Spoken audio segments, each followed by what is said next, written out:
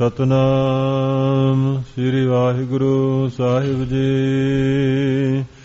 ਸ੍ਰੀ ਰਾਗ ਮਹੱਲਾ ਤੀਜਾ। ਗੁਰਮੁਖ ਨਾਮ ਧਿਆਈਐ ਮਨਮੁਖ ਬੂਝ ਨਾ ਪਾਏ।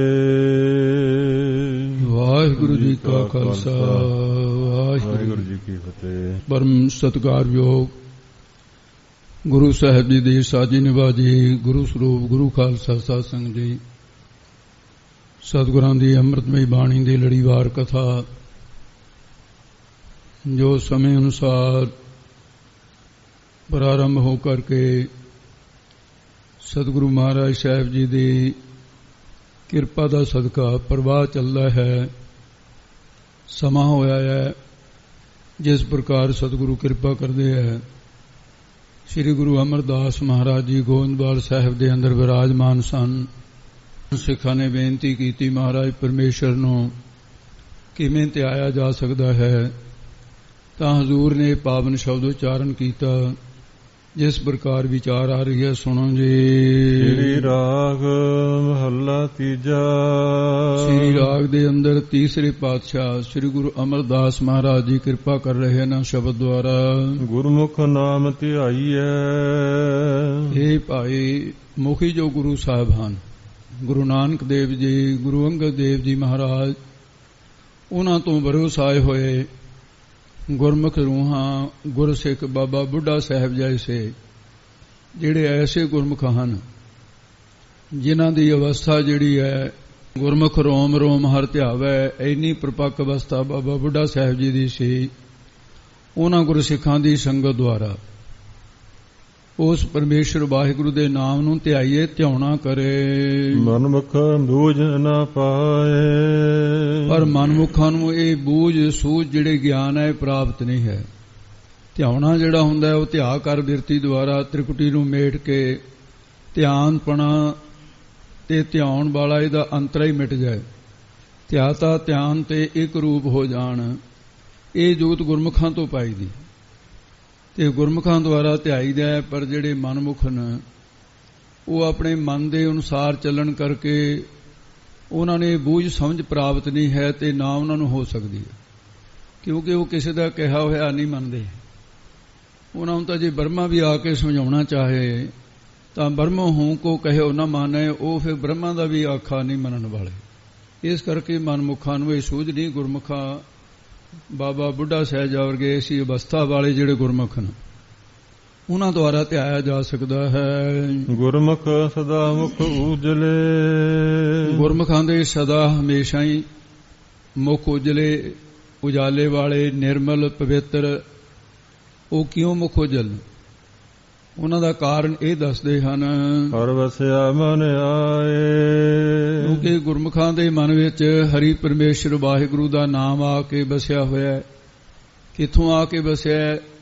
ਸੰਸਾਰ ਵਾਲੇ ਪਾਸੇ ਤੋਂ ਆ ਕੇ ਨਾਮ ਦੇ ਵਿੱਚ ਵਸ ਗਿਆ ਹੈ। ਇਸ ਕਰਕੇ ਗੁਰਮੁਖ ਜਿਹੜੇ ਉਹਨਾਂ ਦੇ ਮੁਖ ਉਜਲੇ ਹੋ ਗਏ। ਸਹਿਜੇ ਹੀ ਸੁਖ ਪਾਈਐ। ਸਹਿਜ ਨਾਮ ਗਿਆਨ ਦਾ ਹੈ, ਗਿਆਨ ਦੁਆਰਾ ਸੁਖ ਪ੍ਰਾਪਤ ਹੁੰਦਾ ਹੈ। ਇਸ ਕਰਕੇ ਵਾਹਿਗੁਰੂ ਦਾ ਜਿਹੜਾ ਗਿਆਨ ਹੈ ਉਹਨਾਂ ਨੂੰ ਪ੍ਰਾਪਤ ਹੋ ਗਿਆ। ਸਹਿਜੇ ਦਾ ਨਿਰਯਤਨ ਅਰਥ ਵੀ ਹੈ, ਨਿਰਯਤਨ ਹੀ ਸੁਖ ਪ੍ਰਾਪਤ ਕਰ ਲਿਆ ਉਹਨਾਂ ਨੂੰ। ਸਹਿਜੇ ਅਵਸਥਾ ਹੀ ਪ੍ਰਾਪਤ ਹੋ ਗਈ ਹੈ। ਸਹਿਜੇ ਰਹਿ ਸਮਾਏ। ਸਹਿਜ ਅਵਸਥਾ ਵਿੱਚ ਸਮਾ ਰਹੇ ਨੇ। ਸਹਿਜੇ ਗਿਆਨ ਸਰੂਪ ਦੇ ਵਿੱਚ ਉਹ ਸਮਾ ਕੇ ਮਿਲ ਰਹੇ ਹਨ। ਭਾਈ ਰੇ ਦਾਸਨ ਦਾਸਾ ਹੋਏ। ਇਹ ਗੁਰੂ ਨਾਨਕ ਦੇ ਘਰ ਦੀ ਸਿੱਖਿਆ ਵੀ ਨਿਮਰਤਾ ਸਿਖਾਉਂਦੇ ਆ ਆਪਣੇ ਗੁਰਸਿੱਖਾਂ ਨੂੰ। ਇਹ ਭਾਈ ਜਿਹੜੇ ਵਾਹਿਗੁਰੂ ਦੇ ਦਾਸਨ ਕੀਏ ਦਾਸ ਨੇ ਤੇ ਉਹਨਾਂ ਦਾ ਵੀ ਦਾਸ ਬਣਿਆ ਰਹੇ। ਦਾਸਨ ਦਾਸ ਜਿਹੜੇ ਨੇ, ਦਾਸਾਂ ਦੇ ਮਨ ਜਿਹੜੇ ਉਹਦੇ ਵਾਹਿਗੁਰੂ ਪਰਮੇਸ਼ਰ ਦੇ ਜਿਹੜੇ ਦਾਸ ਨੇ, ਮਨ ਬਾਣੀ ਸਰੀਰ ਕਰਕੇ ਦਾਸ ਹੋਏ ਹੋਣਾ ਰਹਿ ਉਹਨਾਂ ਦਾ।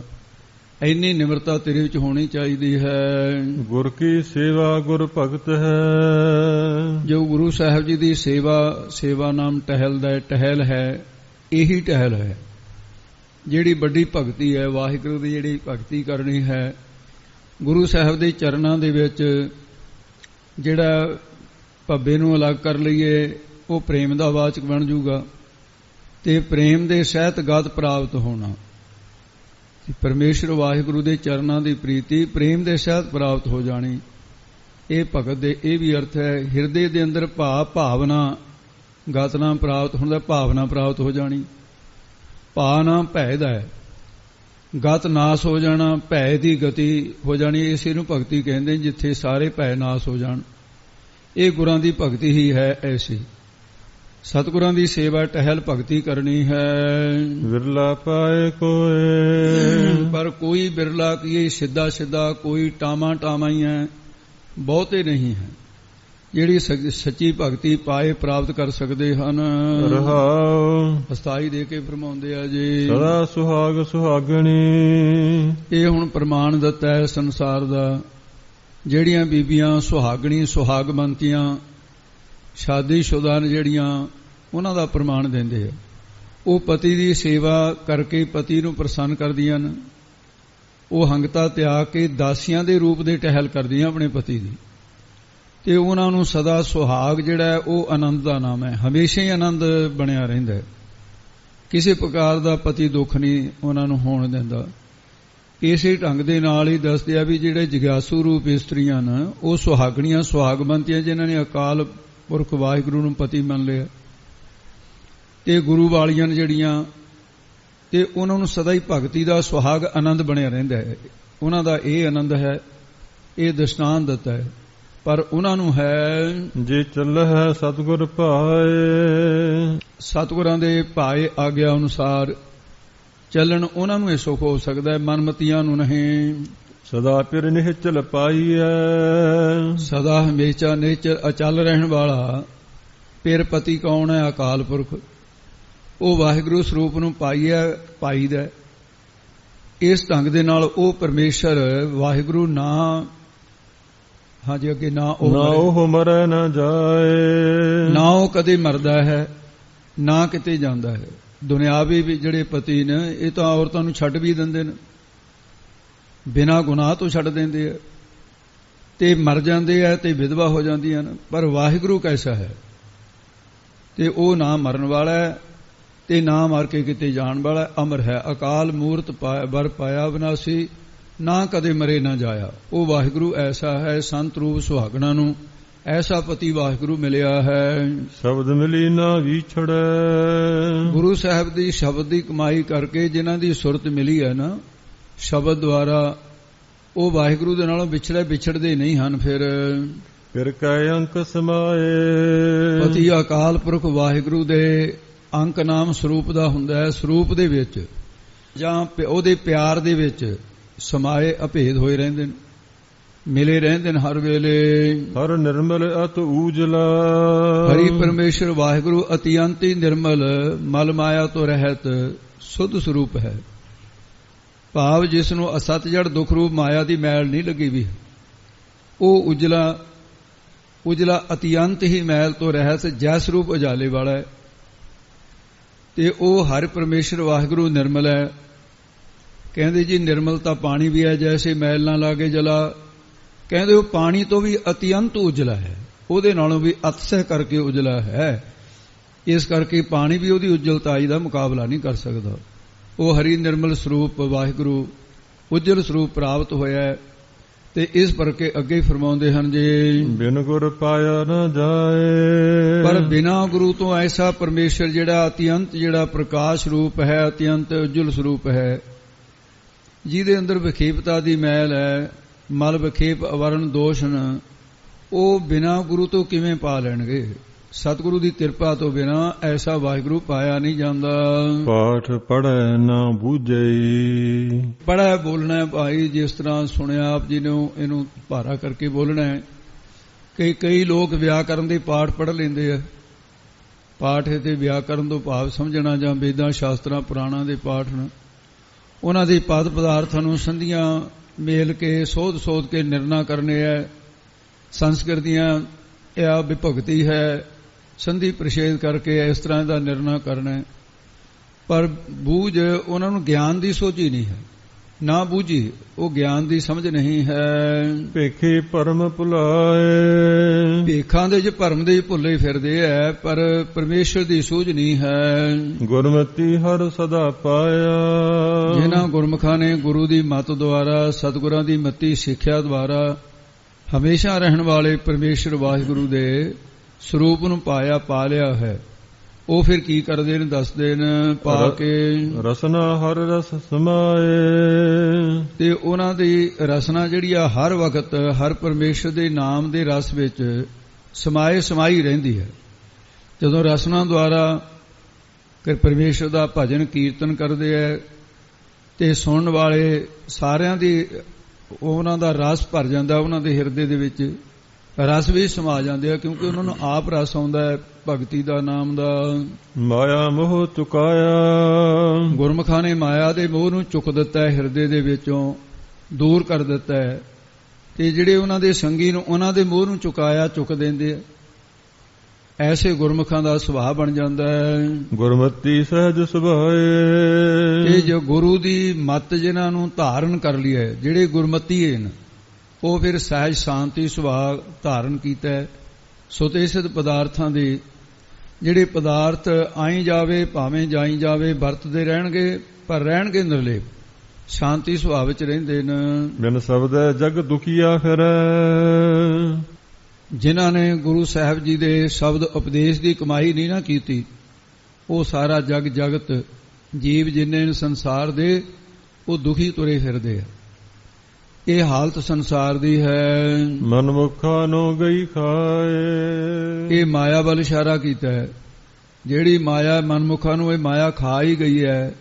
ਅਸਹਿਤਾ ਖਿਆਤਾ ਖੀਨਤਾ ਇਹ ਦੁੱਖ ਬਣੇ ਹੋਏ ਨੇ, ਇਸ ਪ੍ਰਕਾਰ ਖਾ ਰਹੀ ਹੈ। ਸ਼ਬਦੇ ਨਾਮ ਧਿਆਈਐ, ਤੇ ਗੁਰੂ ਸਾਹਿਬ ਦੇ ਉਪਦੇਸ਼ ਦੁਆਰਾ ਨਾਮ ਨੂੰ ਧਿਆ ਕਰ ਬਿਰਤੀ ਦੁਆਰਾ ਧਿਆਉਣਾ ਕਰੀਏ। ਸ਼ਬਦੇ ਸੱਚ ਸਮਾਏ, ਸ਼ਬਦ ਦੁਆਰਾ ਸੱਚੀ ਕਮਾਈ ਕਰਕੇ ਸ਼ਬਦ ਦੇ ਬ੍ਰਹਮ ਦੇ ਵਿੱਚ ਅਭੇਦ ਹੋਈਦਾ ਹੈ, ਇੱਕ ਮਿਕ ਹੋ ਜਾਈਦਾ ਹੈ। ਮਾਇਆ ਭੂਲੇ ਸਿੱਧ ਫਿਰਹਿ, ਜਿਹੜੇ ਸਿੱਧ ਨੇ, ਸਿੱਧੀਆਂ ਦੇ ਮਾਲਕ ਮਛੰਦਰਨਾਥ ਵਰਗੇ, ਗੋਰਖਨਾਥ ਵਰਗੇ ਵੱਡੇ ਵੱਡੇ ਰਾਜ ਭਾਗ ਛੱਡ ਕੇ ਜੋਗੀ ਬਣੇ, ਪਰ ਮਾਇਆ ਜਿਹੜੀ ਹੈ, ਮਾਇਆ ਦੀ ਐਸੀ ਸ਼ਕਤੀ ਹੈ, ਸਿੱਧਾਂ ਨੂੰ ਵੀ ਭੁਲਾ ਦਿੱਤਾ ਹੈ। ਉਹ ਰਿੱਧੀਆਂ ਸਿੱਧੀਆਂ ਦਿਖਾ ਕੇ ਆਪਣੀ ਪੂਜਾ ਦੇ ਵਿੱਚ ਲੱਗੇ ਹੋਏ ਨੇ। ਬ੍ਰਹਮ ਚਿੰਤਨ ਨੂੰ ਛੱਡ ਕੇ ਜਿਹੜੀ ਆਪਣੀ ਪੂਜਾ ਵਾਸਤੇ ਸ਼ਕਤੀਆਂ ਦਿਖਾਉਣੀਆਂ ਨੇ, ਤੇ ਇਹ ਮਾਇਆ ਹੀ ਵਰਤੀ ਹੋਈ ਹੈ। ਰਿੱਧ ਸਿੱਧ ਸਭ ਮੋਹ ਹੈ, ਨਾਮ ਨਾ ਵਸੈ ਮਨ ਆਏ। ਇਸ ਕਰਕੇ ਉਹਨਾਂ ਦੀ ਸੁਭਾਏ ਸੁਤੇ ਸਿੱਧ ਨਿਰਵਿਕਲ ਸਮਾਧ ਇਹ ਨਹੀਂ ਲੱਗਦੀ ਹੈ। ਜਿਹੜੇ ਆਪਣੀ ਦੇਹ ਦੀ ਪੂਜਾ ਦਾ ਲਾਲਚ ਛੱਡ ਕੇ ਰਿੱਧੀਆਂ ਸਿੱਧੀਆਂ ਕਰਾਮਾਤਾਂ ਛੱਡ ਕੇ ਬ੍ਰਹਮ ਚੇਤਨ ਕਰਦੇ ਨੇ, ਤੇ ਉਹਨਾਂ ਦੀ ਸੁਭਾਵਿਕ ਸਮਾਧੀ ਲੱਗ ਵੀ ਜਾਂਦੀ ਹੈ। ਸਾਰੇ ਸਿੱਧ ਇਕਸਾਰ ਨਹੀਂ ਹੈ। ਇਹਨਾਂ ਸਿੱਧਾਂ ਦੀ ਸਮਾਧੀ ਉਹਨਾਂ ਸਹਿਜ ਜੋਗੀਆਂ ਵਾਂਗੂ ਨਹੀਂ ਲੱਗਦੀ। ਮਛੰਦਰਨਾਥ ਵਰਗੇ ਰਿੱਧੀ ਸਿੱਧੀ ਸ਼ਕਤੀ ਦੇ ਨਾਲ ਸੰਗਲਾਦੀਪ ਜਾਣਾ, ਅਮਰੂ ਰਾਜੇ ਦੀ ਦੇਹ ਵਿੱਚ ਪ੍ਰਵੇਸ਼ ਹੋਣਾ, ਪਰ ਕਾਇਆ ਪ੍ਰਵੇਸ਼ ਸਿੱਧੀ ਦੁਆਰਾ ਗੋਰਖਨਾਥ ਨੇ ਕੱਢ ਕੇ ਲਿਆਉਣਾ ਤੇ ਗੁਰੂ ਨਾਨਕ ਸਾਹਿਬ ਦੇ ਚਰਨੀ ਪਾਉਣਾ। ਮਹਾਰਾਜ ਨੇ ਕਹਿਣਾ, ਸੁਣ ਮਛੰਦਰਾ ਨਾਨਕ ਬੋਲੇ, ਬਸਗਤ ਪੰਚ ਕਰੇ ਨਹੀਂ ਡੋਲੇ। ਐਸੀ ਜੁਤ ਜੋਗ ਕੋ ਪਾਲੇ, ਆਪ ਤਰੈ ਸਗਲੇ ਕੁਲ ਤਾਰੇ। ਇਉਂ ਮਹਾਰਾਜ ਦੇ ਚਰਨੀ ਪੈ ਕੇ ਫਿਰ ਉਹਨੇ ਗਲਤੀ ਮਹਿਸੂਸ ਕੀਤੀ ਸੀ। ਇਸ ਕਰਕੇ ਇਹਨਾਂ ਦੀ ਜਿਹੜੀ ਹੈ ਮਾਇਆ ਵਿੱਚ ਭੁੱਲੇ ਸਿੱਧ ਫਿਰਦੇ ਹਨ। ਸਮਾਧਨਾ ਲੱਗੇ ਸੁਭਾਏ, ਉਹ ਸੁਤੇ ਸਿੱਧ ਸਮਾਧੀ ਨਹੀਂ ਫਿਰ ਉਹਨਾਂ ਦੀ ਲੱਗਦੀ ਹੈ। ਵਿਕਾਰਾਂ ਦੇ ਵਿੱਚ ਬਿਰਤੀ ਪਈ ਰਹਿੰਦੀ ਹੈ।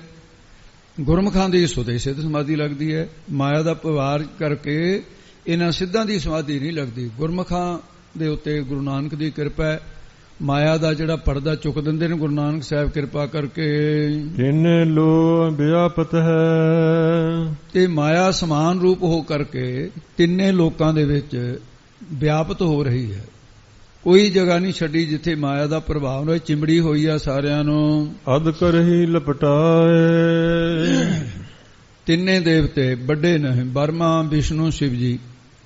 ਸਰਪਨੀ ਤੇ ਉਪਰ ਨਾਹੀ ਬਲੀਆ, ਜਿਨ ਬਰਮਾ ਵਿਸ਼ਨ ਮਹਾਦੇਵ ਛਲਿਆ। ਇਹ ਵੀ ਛਲ ਨੇ, ਹੈ ਤਾਂ ਸਾਰਿਆਂ ਨੂੰ ਵਿਆਪੀ ਹੋਈ, ਪਰ ਮਹਾਰਾਜ ਗੁਰੂ ਅਮਰਦਾਸ ਜੀ ਕਹਿੰਦੇ ਮਨਮੁਖਾਂ ਨੂੰ ਅਦਕ ਵਿਸ਼ੇਸ਼ ਕਰਕੇ ਲਪਟਾਏ ਲੰਪਟ ਰਹੀ ਹੈ। ਸਾਰਿਆਂ ਨੂੰ ਅਦਕਤਾ ਕਰਕੇ ਆਪਣੇ ਵਿੱਚ ਫਸਾ ਰਹੀ ਹੈ। ਬਿਨ ਗੁਰ ਮੁਕਤ ਨਾ ਪਾਈਐ, ਸਤਿਗੁਰੂ ਤੋਂ ਬਿਨਾ ਮੁਕਤੀ ਨਾ ਪਾਈਐ ਨਹੀਂ ਪ੍ਰਾਪਤ ਹੋ ਸਕਦੀ। ਇਸ ਕਰਕੇ ਅੱਜ ਤੱਕ ਕਿਸੇ ਨੂੰ ਹੋਈ ਨਹੀਂ ਹੈ। ਮੁਕਤ ਜਿਹੜੀ ਮਿਲਣੀ ਹੈ ਉਹ ਗੁਰੂ ਸਾਹਿਬ ਹੀ ਕਿਰਪਾ ਕਰਕੇ ਦਿੰਦੇ ਐ। ਨਾ ਦੁਬਦਾ ਮਾਇਆ ਜਾਏ। ਤੇ ਇਹ ਫਿਰ ਮਾਇਆ ਦੀ ਇੱਛਾ ਰੂਪ ਜਿਹੜੀ ਦੁਬਦਾ ਦੁਚਿਤਪਣਾ ਦੁਬਦਾ ਜਿਹੜੀ ਬਣੀ ਹੋਈ ਹੈ ਇਹ ਤਾਂ ਜਾ ਸਕਦੀ ਹੈ, ਨਹੀਂ ਤਾਂ ਫਿਰ ਜਾ ਨਹੀਂ ਸਕਦੀ। ਗੁਰੂ ਦੀ ਕਿਰਪਾ ਦੁਆਰਾ ਜਾ ਸਕਦੀ ਹੈ, ਨਹੀਂ ਤਾਂ ਫਿਰ ਇਹ ਦੁਬਦਾ ਮਾਇਆ ਦੀ ਜਾਂਦੀ ਨਹੀਂ ਹੈ। ਜੀਵਾਂ ਨੂੰ ਇਸ ਪ੍ਰਕਾਰ ਫਿਰ ਬੜਾ 84 ਲੱਖ ਜੋਨਾਂ ਦੀ ਖੱਜਲ ਖੁਆਰ ਕਰ ਰਹੀ ਹੈ। ਮਾਇਆ ਕਿਸ ਨੂੰ ਆਖੀਐ। ਹੁਣ ਇੱਕ ਵਿਸ਼ੇਸ਼ ਵਿਚਾਰ ਆ ਗਈ ਹੈ। ਗੁਰੂ ਸਾਹਿਬ ਨੇ ਇੱਕ ਇਸ਼ਾਰਾ ਕੀਤਾ ਹੈ ਸਿੱਖ ਮੁਖ ਦੁਆਰਾ। ਹੁਣ ਸਿੱਖ ਕਹਿੰਦਾ ਮਹਾਰਾਜ ਮਾਇਆ ਕਿਸ ਨੂੰ ਆਖੀਐ, ਮਾਇਆ ਕਿਸ ਨੂੰ ਕਹੀਦਾ ਹੈ। ਮਾਇਆ ਮਾਇਆ ਸਾਰੀ ਦੁਨੀਆ ਕਹਿੰਦੀ ਹੈ ਵੀ ਮਾਇਆ ਵੀ ਦੱਸੋ ਵੀ ਮਾਇਆ ਹੁੰਦੀ ਕੀ ਹੈ, ਕਿਹਨੂੰ ਕਹਿੰਦੇ ਨੇ ਮਾਇਆ। ਇਹ ਸਿੱਖ ਮੁਖ ਦੁਆਰਾ ਪ੍ਰਸ਼ਨ ਹੈ ਕਿ ਮਾਇਆ ਕਿਸ ਨੂੰ ਆਖੀਦਾ ਕਹੀਦੀ ਹੈ। ਇਹ ਪਹਿਲਾ ਪ੍ਰਸ਼ਨ ਹੈ। ਕਿਆ ਮਾਇਆ ਕਰਮ ਕਮਾਏ। ਦੂਸਰਾ ਪ੍ਰਸ਼ਨ ਹੈ ਵੀ ਮਾਇਆ ਮਹਾਰਾਜ ਕਰਮ ਕੰਮ ਕੀ ਕਰਦੀ ਹੈ, ਕੀ ਕਰਮ ਕਮਾਉਂਦੀ ਹੈ। ਇਹਦਾ ਹੁਣ ਉੱਤਰ ਦੇਣ ਲੱਗੇ ਮਹਾਰਾਜ। ਦੁੱਖ ਸੁੱਖ ਇਹੋ ਜਿਉ ਬੱਧ ਹੈ। ਇਹ ਜਿਹੜਾ ਜੀਉ ਜੀਵਪੁਣ ਹੈ ਇਹ ਵੀ ਮਾਇਆ ਕਰਕੇ ਹੀ ਹੈ। ਇਹ ਜੀਵ ਨੂੰ ਮਾਇਆ ਕਰਕੇ ਹੀ ਦੁੱਖ ਤੇ ਮਾਇਆ ਕਰਕੇ ਵਿਸ਼ਾ ਸੁੱਖ ਇਹ ਜਿਹੜਾ ਅਨੁਭਵ ਹੋ ਰਿਹਾ, ਬਲਕਿ ਇਹਦੇ ਬੱਧ ਬੰਧਨ ਪਿਆ ਹੋਇਆ ਹੈ।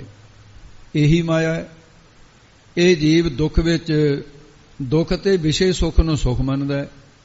ਇਹ ਮਾਇਆ ਦਾ ਬੰਧਨ ਨਹੀਂ ਬੱਝਿਆ ਹੋਇਆ ਤਾਂ ਹੋਰ ਕੀ ਹੈ, ਪ੍ਰਤੱਖ ਮਾਇਆ ਹੀ ਹੈ।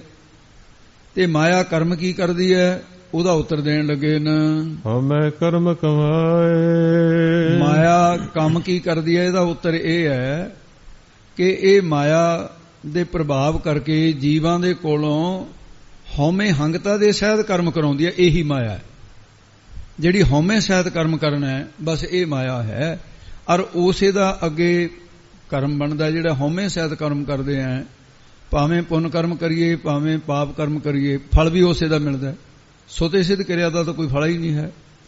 ਇਸ ਕਰਕੇ ਇਹ ਮਾਇਆ ਜਿਹੜੀ ਹੈ ਇਹ ਹਉਮੈ ਦੇ ਸਹਿਤ ਕਰਮ ਸਭ ਮਾਇਕੀ ਕਰਮ ਹਨ।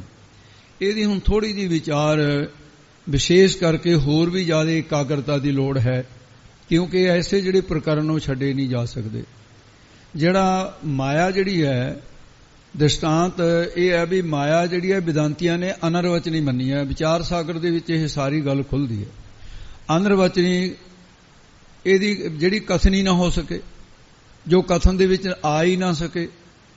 ਲਖੋ ਅਨਰਵਚਨੀ ਇਹੋ ਯਾਤੇ। ਭਾਈ ਸੰਤੋਖ ਸਿੰਘ ਨੇ ਲਿਖਿਆ ਸੂਰਜ ਪ੍ਰਕਾਸ਼ ਵਿੱਚ। ਜਿਹੜੀਆਂ 9 ਜੁਗਤੀਆਂ ਨੂੰ ਨਾ ਸਹਾਰੇ। ਉਹ 9 ਜੁਗਤੀਆਂ ਕਿਹੜੀਆਂ ਨੇ ਕਿ ਨਾ ਸਤ ਹੈ ਨਾ ਅਸਤ ਹੈ, ਨਾ ਸਤ ਅਸਤ ਉਭੇ ਹੈ, ਨਾ ਭਿੰਨ ਹੈ ਨਾ ਅਭਿੰਨ ਹੈ, ਨਾ ਭਿੰਨ ਅਭਿੰਨ ਉਭੇ ਹੈ, ਨਾ ਸਵੈਵ ਹੈ ਨਾ ਨਿਰਵੈਵ ਹੈ, ਨਾ ਸਵੈਵ ਨਿਰਵੈਵ ਉਭੇ ਹੈ। ਹੁਣ ਇੰਨੀ ਕੁ ਗੱਲ ਕਹਿਣ ਦੇ ਨਾਲ ਬਹੁਤਾ ਕੁਝ ਪੱਲੇ ਨਹੀਂ ਪਿਆ ਹੋਇਆ। ਇਸ ਕਰਕੇ ਇਹੋ ਜਿਹੀਆਂ ਜਿਹੜੀਆਂ ਵਿਚਾਰਾਂ ਨੂੰ ਤੇ ਥੋੜਾ ਜਿਹਾ ਸਮਾਂ ਲੱਗ ਜਾਂਦਾ ਹੈ। ਨਾ ਸਤ ਹੈ ਇਹਦਾ ਅਰਥ ਹੈ ਕਿਉਂਕਿ 9 ਦੇ ਵਿੱਚੋਂ ਇੱਕ ਪਦ ਹੁਣ ਆਪਾਂ ਲੈਂਦੇ ਹਾਂ, ਇਹ 9 ਨੂੰ ਵੱਖਰੇ ਵੱਖਰੇ ਲਵਾਂਗੇ। ਨਾ ਸਤ ਹੈ ਮਾਇਆ ਜਿਹੜੀ ਹੈ ਵੀ ਉਹ ਸਤ ਸਰੂਪ ਨਹੀਂ ਹੈ। ਤੇ ਇਸੇ ਪ੍ਰਕਾਰ ਜਿਹੜੀ ਮਾਇਆ ਸਤ ਸਰੂਪ ਕਹਿਣਾ ਬਣਦਾ ਨਹੀਂ। ਕਹਿੰਦੇ ਸਤ ਪਦਾਰਥ ਕਿਉਂਕਿ ਉਹ ਹੁੰਦਾ ਹੈ ਜਿਹੜਾ ਤਿੰਨਾਂ ਕਾਲਾਂ ਵਿੱਚ ਕਦੇ ਨਾਸ ਨਾ ਹੋਵੇ। ਸਤ ਦਾ ਉਹੀ ਹੋਇਆ ਨਾ ਜਿਹੜਾ ਕਦੇ ਵੀ ਨਾਸ ਨਾ ਹੋਵੇ। ਪਰ ਜਿਹੜੀ ਮਾਇਆ ਬ੍ਰਹਮ ਗਿਆਨ ਹੋਣ ਦੇ ਨਾਲ ਇਹ ਨਾਸ ਹੋ ਜਾਂਦੀ ਹੈ। ਇਸ ਕਰਕੇ ਮਾਇਆ ਨੂੰ ਸਤ ਸਰੂਪ ਨਹੀਂ ਕਿਹਾ ਜਾ ਸਕਦਾ। ਨਾ ਸਤ ਹੈ ਇਹਦਾ ਅਰਥ ਹੋਇਆ ਹੁਣ। ਨਾ ਅਸਤ ਹੈ। ਜੇ ਮਾਇਆ ਨੂੰ ਕਹੀਏ ਵੀ ਅਸਤ ਭਾਵ ਝੂਠੀ ਹੈ ਤਾਂ ਅਸਤ ਪਦਾਰਥ ਉਹ ਹੁੰਦਾ ਹੈ ਜੋ ਤਿੰਨਾਂ ਕਾਲਾਂ ਵਿੱਚ ਭਾਸਦਾ ਨਾ ਹੋਵੇ, ਪਰ ਮਾਇਆ ਅਨੇਕਾਂ ਰੂਪ ਹੋ ਕਰਕੇ ਤਿੰਨਾਂ ਕਾਲਾਂ ਵਿੱਚ ਭਾਸ ਰਹੀ ਹੈ। ਦੱਸੋ ਇਹਨੂੰ ਕਿਵੇਂ ਅਸਤ ਕਹੀਏ। ਮਾਇਆ ਵਿਆਪਤ ਬਹੁ ਪ੍ਰਕਾਰੀ, ਸੰਤ ਜੀਵੈ ਪ੍ਰਭ ਓੜ ਤੁਮਾਰੀ ਕਿਹਾ ਹੈ ਬਾਣੀ ਦੇ ਵਿੱਚ। ਸੋ ਇਸ ਪ੍ਰਕਾਰ ਮਨੁੱਖ ਦਾ ਇਹਦਾ ਦ੍ਰਿਸ਼ਟਾਂਤ ਦੇ ਨਾਲ ਸਮਝ ਆਉਂਦਾ ਹੈ। ਮਨੁੱਖ ਦਾ ਪ੍ਰਤੀਬਿੰਬ ਪ੍ਰਤੀਤ ਹੁੰਦਾ ਹੈ। ਸ਼ੀਸ਼ੇ ਦੇ 'ਚ ਆਪਾਂ ਖੜ ਕੇ ਦੇਖਦੇ ਹਾਂ ਨਾ, ਪਰ ਉਹ ਪਕੜ ਦੇ ਵਿੱਚ ਤਾਂ ਨਹੀਂ ਆਉਂਦਾ। ਜੇ ਤੁਸੀਂ ਆਪਣੀ ਸ਼ਕਲ ਜਿਹੜੀ ਸ਼ੀਸ਼ੇ 'ਚ ਉਹਨੂੰ ਐ ਫੜਨਾ ਚਾਹੋ ਫੜ ਤਾਂ ਨਹੀਂ ਸਕਦੇ ਉਹਦੇ 'ਚ। ਜੇ ਇਹ ਕਹੀਏ ਪ੍ਰਤੀਬਿੰਬ ਹੈ ਨਹੀਂ ਤਾਂ ਸਾਹਮਣੇ ਭਾਸ ਰਿਹਾ, ਦਿਖਾਈ ਦੇ ਰਿਹਾ। ਜੇ ਕਹੀਏ ਵੀ ਪ੍ਰਤੀਬਿੰਬ ਮੌਜੂਦ ਹੈ ਤਾਂ ਹੱਥ ਵਿੱਚ ਪਕੜ 'ਚ ਨਹੀਂ ਆਉਂਦਾ। ਜਾਗਰਤ ਅਵਸਥਾ ਵਿੱਚ ਜਾਗਰ ਦੇ ਪਦਾਰਥਾਂ ਦਾ ਸਰੂਪ ਹੋ ਕੇ ਦਿਸ ਰਹੀ ਹੈ। ਸੁਪਨੇ ਵਿੱਚ ਇਹੀ ਮਾਇਆ ਸੁਪਨ ਦੇ ਪਦਾਰਥਾਂ ਦਾ ਰੂਪ ਹੋ ਕੇ ਦਿਸ ਰਹੀ ਹੈ। ਸੁਖੋਪਤੀ ਅਵਸਥਾ ਵਿੱਚ ਫਿਰ ਇਹ ਸੁਖ ਰੂਪ ਹੋ ਕੇ ਭਾਸ ਰਹੀ ਹੈ। ਮੈਂ ਬੜਾ ਸੁਖ ਨਾਲ ਸੁੱਤਾ ਰਿਹਾ, ਮੈਂ ਕੁਝ ਵੀ ਨਹੀਂ ਜਾਣ ਸਕਿਆ। ਉੱਥੇ ਅਗਿਆਨ ਰੂਪ ਹੋਰ ਕਈ ਭਾਸ ਹੋ ਰਹੀ ਹੈ। ਇਸ ਕਰਕੇ ਮਾਇਆ ਅਸਤ ਰੂਪ ਵੀ ਨਹੀਂ ਕਹੀ ਜਾ ਸਕਦੀ, ਨਾ ਸਤ ਕਹੀ ਜਾ ਸਕਦੀ ਹੈ, ਨਾ ਅਸਤ ਕਹੀ ਜਾ ਸਕਦੀ। ਕਹਿੰਦੇ ਵੀ ਸਤ ਅਸਤ ਦੋਨੋਂ ਪ੍ਰਕਾਰ ਕਹਿ ਦੋ ਵੀ ਦੋਨੇ ਤਰ੍ਹਾਂ ਦੀ ਹੁੰਦੀ ਹੈ ਇਹ। ਉਹ ਕਹਿੰਦੇ ਨਾ ਸਤ ਹੈ ਨਾ ਅਸਤ, ਨਾ ਸਤ ਅਸਤ ਉਭੇ ਹੈ। ਉਭੇ ਦਾ ਅਰਥ ਹੈ ਦੋ।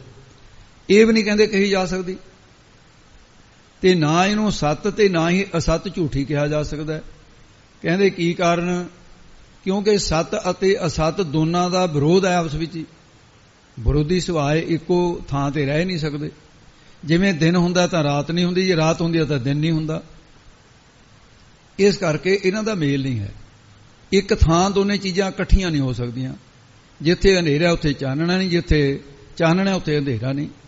ਇੱਕੋ ਸਮੇਂ ਦੇ ਵਿੱਚ ਇਹ ਦੋਨੇ ਚੀਜ਼ਾਂ, ਦੋਨੇ ਰੂਪ ਨਹੀਂ ਹੋ ਸਕਦੇ। ਇਸ ਕਰਕੇ ਨਾ ਸਤ ਹੈ ਨਾ ਅਸਤ ਹੈ, ਨਾ ਸਤ ਅਸਤ ਉਭੇ ਹੈ। ਇਹ ਤਿੰਨ 9 ਜੁਗਤੀਆਂ ਚ ਉਹ ਤਿੰਨ ਹੋ ਗਈਆਂ। ਹੁਣ ਇਹ ਅੱਗੇ ਹੈ ਨਾ ਭਿੰਨ ਹੈ, ਕਿ ਮਾਇਆ ਬ੍ਰਹਮ ਤੋਂ ਭਿੰਨ ਨਾਮ ਹੈ ਵੱਖਰੀ ਦਾ। ਇਹ ਵੱਖਰੀ ਨਹੀਂ ਕਹੀ ਜਾ ਸਕਦੀ, ਕਿਉਂਕਿ ਬ੍ਰਹਮ ਤੋਂ ਬਿਨਾਂ ਮਾਇਆ ਕਿਤੇ ਪ੍ਰਤੀਤ ਨਹੀਂ ਹੁੰਦੀ। ਬ੍ਰਹਮ ਦੀ ਸੱਤਾ ਕਰਕੇ ਮਾਇਆ ਭਾਸ ਰਹੀ ਹੈ। ਜੇਕਰ ਇਹ ਮਾਇਆ ਬ੍ਰਹਮ ਤੋਂ ਭਿੰਨ ਹੋਵੇ ਤਾਂ ਬ੍ਰਹਮ ਤੋਂ ਇਸ ਦਾ ਵੱਖਰਾ ਨਾਮ ਵੀ ਸਿੱਧ ਹੋਣਾ ਚਾਹੀਦਾ। ਸਿੱਧ ਨਹੀਂ ਹੁੰਦਾ। ਬ੍ਰਹਮ ਤੋਂ ਭਿੰਨ ਵੱਖਰਾ ਹੋਰ ਕੋਈ ਪਦਾਰਥ ਨਹੀਂ ਹੈ।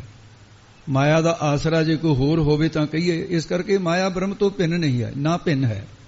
ਫਿਰ ਨਾ ਅਭਿੰਨ ਹੈ, ਤੇ ਨਾ ਹੀ ਬ੍ਰਹਮ ਤੋਂ ਅਭਿੰਨ ਮਿਲਿਆ ਹੋਇਆ ਸਰੂਪ, ਉਹਨੂੰ ਅਭਿੰਨ ਸਰੂਪ ਕਹੀਦਾ। ਜਿਹੜਾ ਮਿਲਿਆ ਭਿੰਨ ਨਾ ਵੱਖਰਾ ਨਾ ਹੋਵੇ। ਜੇ ਬ੍ਰਹਮ ਦੇ ਵਿੱਚ ਮਾਇਆ ਅਭਿੰਨ ਹੋਵੇ ਤਾਂ ਇਸ ਦਾ ਬ੍ਰਹਮ ਤੋਂ ਵੱਖਰਾ ਜਿਹੜਾ ਨਾਮ ਮਾਇਆ ਨਹੀਂ ਹੋਣਾ ਚਾਹੀਦਾ। ਇਸ ਕਰਕੇ ਬ੍ਰਹਮ ਨਾਲ ਅਭਿੰਨ ਅਭੇਦ ਭਾਵ ਮਿਲਿਆ ਹੋਇਆ ਸਰੂਪ ਵੀ ਨਹੀਂ ਹੈ। ਇਹ ਨਹੀਂ ਕਿਹਾ ਜਾ ਸਕਦਾ। ਬ੍ਰਹਮ ਸਤ ਚਿਤ ਆਨੰਦ ਸਰੂਪ ਹੈ ਤੇ ਮਾਇਆ ਅਸਤ ਜੜ ਦੁੱਖ ਰੂਪ ਹੈ। ਬੜਾ ਫਰਕ ਪੈਂਦਾ। ਬ੍ਰਹਮ ਦਾ ਇਹ ਸੁਭਾਅ ਨਹੀਂ ਹੈ। ਬ੍ਰਹਮ ਨਿਰਵਿਕਾਰ ਹੈ ਤੇ ਮਾਇਆ ਜਿਹੜੀ ਵਿਕਾਰ ਦੇ ਸਹਿਤ ਹੈ। ਮਾਇਆ ਬਾਲਕ, ਜਵਾਨੀ, ਬੁਢਾਪਾ ਇਹਨਾਂ ਵਿਕਾਰਾਂ ਨੂੰ ਪ੍ਰਾਪਤ ਹੋਣ ਵਾਲੀ ਹੈ, ਤੇ ਬ੍ਰਹਮ ਇੱਕ ਰਸ ਰਹਿਣ ਵਾਲਾ ਹੈ। ਇਸ ਕਰਕੇ ਬ੍ਰਹਮ ਚ ਮਿਲੀ ਹੋਈ ਨਹੀਂ ਕਹੀ ਜਾ ਸਕਦੀ। ਨਾ ਅਭਿੰਨ ਹੈ, ਇਹ ਸਿੱਧ ਹੋਇਆ। ਨਾ ਭਿੰਨ ਅਭਿੰਨ ਉਭੇ ਹੈ, ਨਾ ਵੱਖਰੀ ਨਾ ਮਿਲੀ ਹੋਈ। ਜੇ ਇੰਨਾ ਕਹਿ ਦਈਏ ਭਿੰਨ ਅਭਿੰਨ ਦੋਨੇ ਪ੍ਰਕਾਰ ਹੈ ਤਾਂ ਦੋਨੇ ਸਰੂਪ ਬਣ ਨਹੀਂ ਸਕਦੇ, ਕਿਉਂਕਿ ਜਿੱਥੇ ਭਿੰਨ ਹੈ ਉੱਥੇ ਭਿੰਨ ਨਹੀਂ ਹੈ, ਕਿਹਾ ਨਹੀਂ ਜਾ ਸਕਦਾ। ਜਿੱਥੇ ਅਭਿੰਨ ਹੈ ਉੱਥੇ ਭਿੰਨ ਨਹੀਂ ਹੈ। ਇਸ ਕਰਕੇ ਦੋਨੇ ਰੂਪ ਵੀ ਨਹੀਂ ਕਹੇ ਜਾ ਸਕਦੇ। ਤੇ ਬ੍ਰਹਮ ਤੇ ਮਾਇਆ ਦੋਨੇ ਵੱਖਰੇ ਨੇ। ਇਸ ਕਰਕੇ ਮਾਇਆ ਭਿੰਨ ਅਭਿੰਨ ਉਭੇ ਦੋਨੋਂ ਰੂਪ ਵੀ ਨਹੀਂ ਹੈ। ਅੱਗੇ ਆਗੇ ਇਹ 6 ਜੁਗਤੀਆਂ ਹੋ ਗਈਆਂ। ਨਾ ਸਵੈਬ ਹੈ, ਵੈਬ ਨਾ ਹੁੰਦਾ ਅੰਗਾਂ ਦਾ, ਸੰਸਕ੍ਰਿਤ ਦੇ ਪਦ ਨੇ ਇਹ। ਜੇਕਰ ਮਾਇਆ ਨੂੰ ਸਵੈਬ ਸਹਿਤ ਵੈਬ ਅੰਗਾਂ ਦੇ ਸਹਿਤ ਕਹਿ ਦਈਏ, ਇਹ ਵੀ ਨਹੀਂ ਕਹਿਣਾ ਬਣਦਾ, ਕਿਉਂਕਿ ਸਰੀਰ ਅੰਗ ਸਾਹਮਣੇ ਇਹ ਚਿਖਾ ਦੇ ਚ ਪੈ ਕੇ ਸੜਦੇ ਆ। ਦੇਖ ਰਹੇ ਹਾਂ ਹਸਤ ਪਾਵ ਝਰੇ ਖਿਨ ਭੀਤਰ ਆਗਨ ਸੰਗ ਲੈ ਜਾ ਰਹੇ ਹੋ। ਅੱਗ ਦੇ ਨਾਲ ਜਾਲ ਰਹੇ ਆ ਇਹਨਾਂ ਅੰਗਾਂ ਨੂੰ, ਸੜ ਕੇ ਸੁਆਹ ਹੋ ਜਾਂਦੇ ਨੇ। ਫਿਰ ਇਹਨੂੰ ਕਿਵੇਂ ਕਹਿ ਸਕਦੇ ਆ? ਸਵੈ ਪਦਾਰਥ ਹੁੰਦਾ ਜੋ ਕਿਸੇ ਕਾਰਨ ਨਾਲ ਤੇ ਜਨਮ ਦੁਆਰਾ ਉਤਪੰਨ ਹੁੰਦਾ ਹੈ। ਜਿਵੇਂ ਅੰਗਾਂ ਵਾਲੀ ਉਤਪਤੀ ਹੁੰਦੀ ਹੈ, ਉਹਦਾ ਕਾਰਨ ਹੈ ਪੈਦਾ ਕਰਨ ਵਾਸਤੇ। ਮਾਇਆ ਦਾ ਕਾਰਨ ਕੋਈ ਬਣਦਾ ਨਹੀਂ। वेदांत मत वाले ने माया ਨੂੰ ਅਨਾਦੀ ਮੰਨਿਆ। ਜੇ ਸੁੱਧ ਸਰੂਪ ਚੇਤਨ ਮਾਇਆ ਦਾ ਕਾਰਨ ਮੰਨੀਏ ਤਾਂ ਸੁੱਧ ਚੇਤਨ ਨਿਰਵਿਕਾਰ ਹੈ, ਤੇ ਫਿਰ ਮਾਇਆ ਦੇ ਕਾਰਨ ਵਿਕਾਰ ਹੋ ਜਾਏਗਾ, ਵਿਕਾਰੀ ਮਨ ਹੋਊਗਾ। ਜੇ ਵਿਕਾਰੀ ਮੰਨ ਲਿਆ ਸਾਰੇ ਵੇਦ ਸ਼ਾਸਤਰ ਨਿਸਫਲ ਹੋ ਜਾਣਗੇ।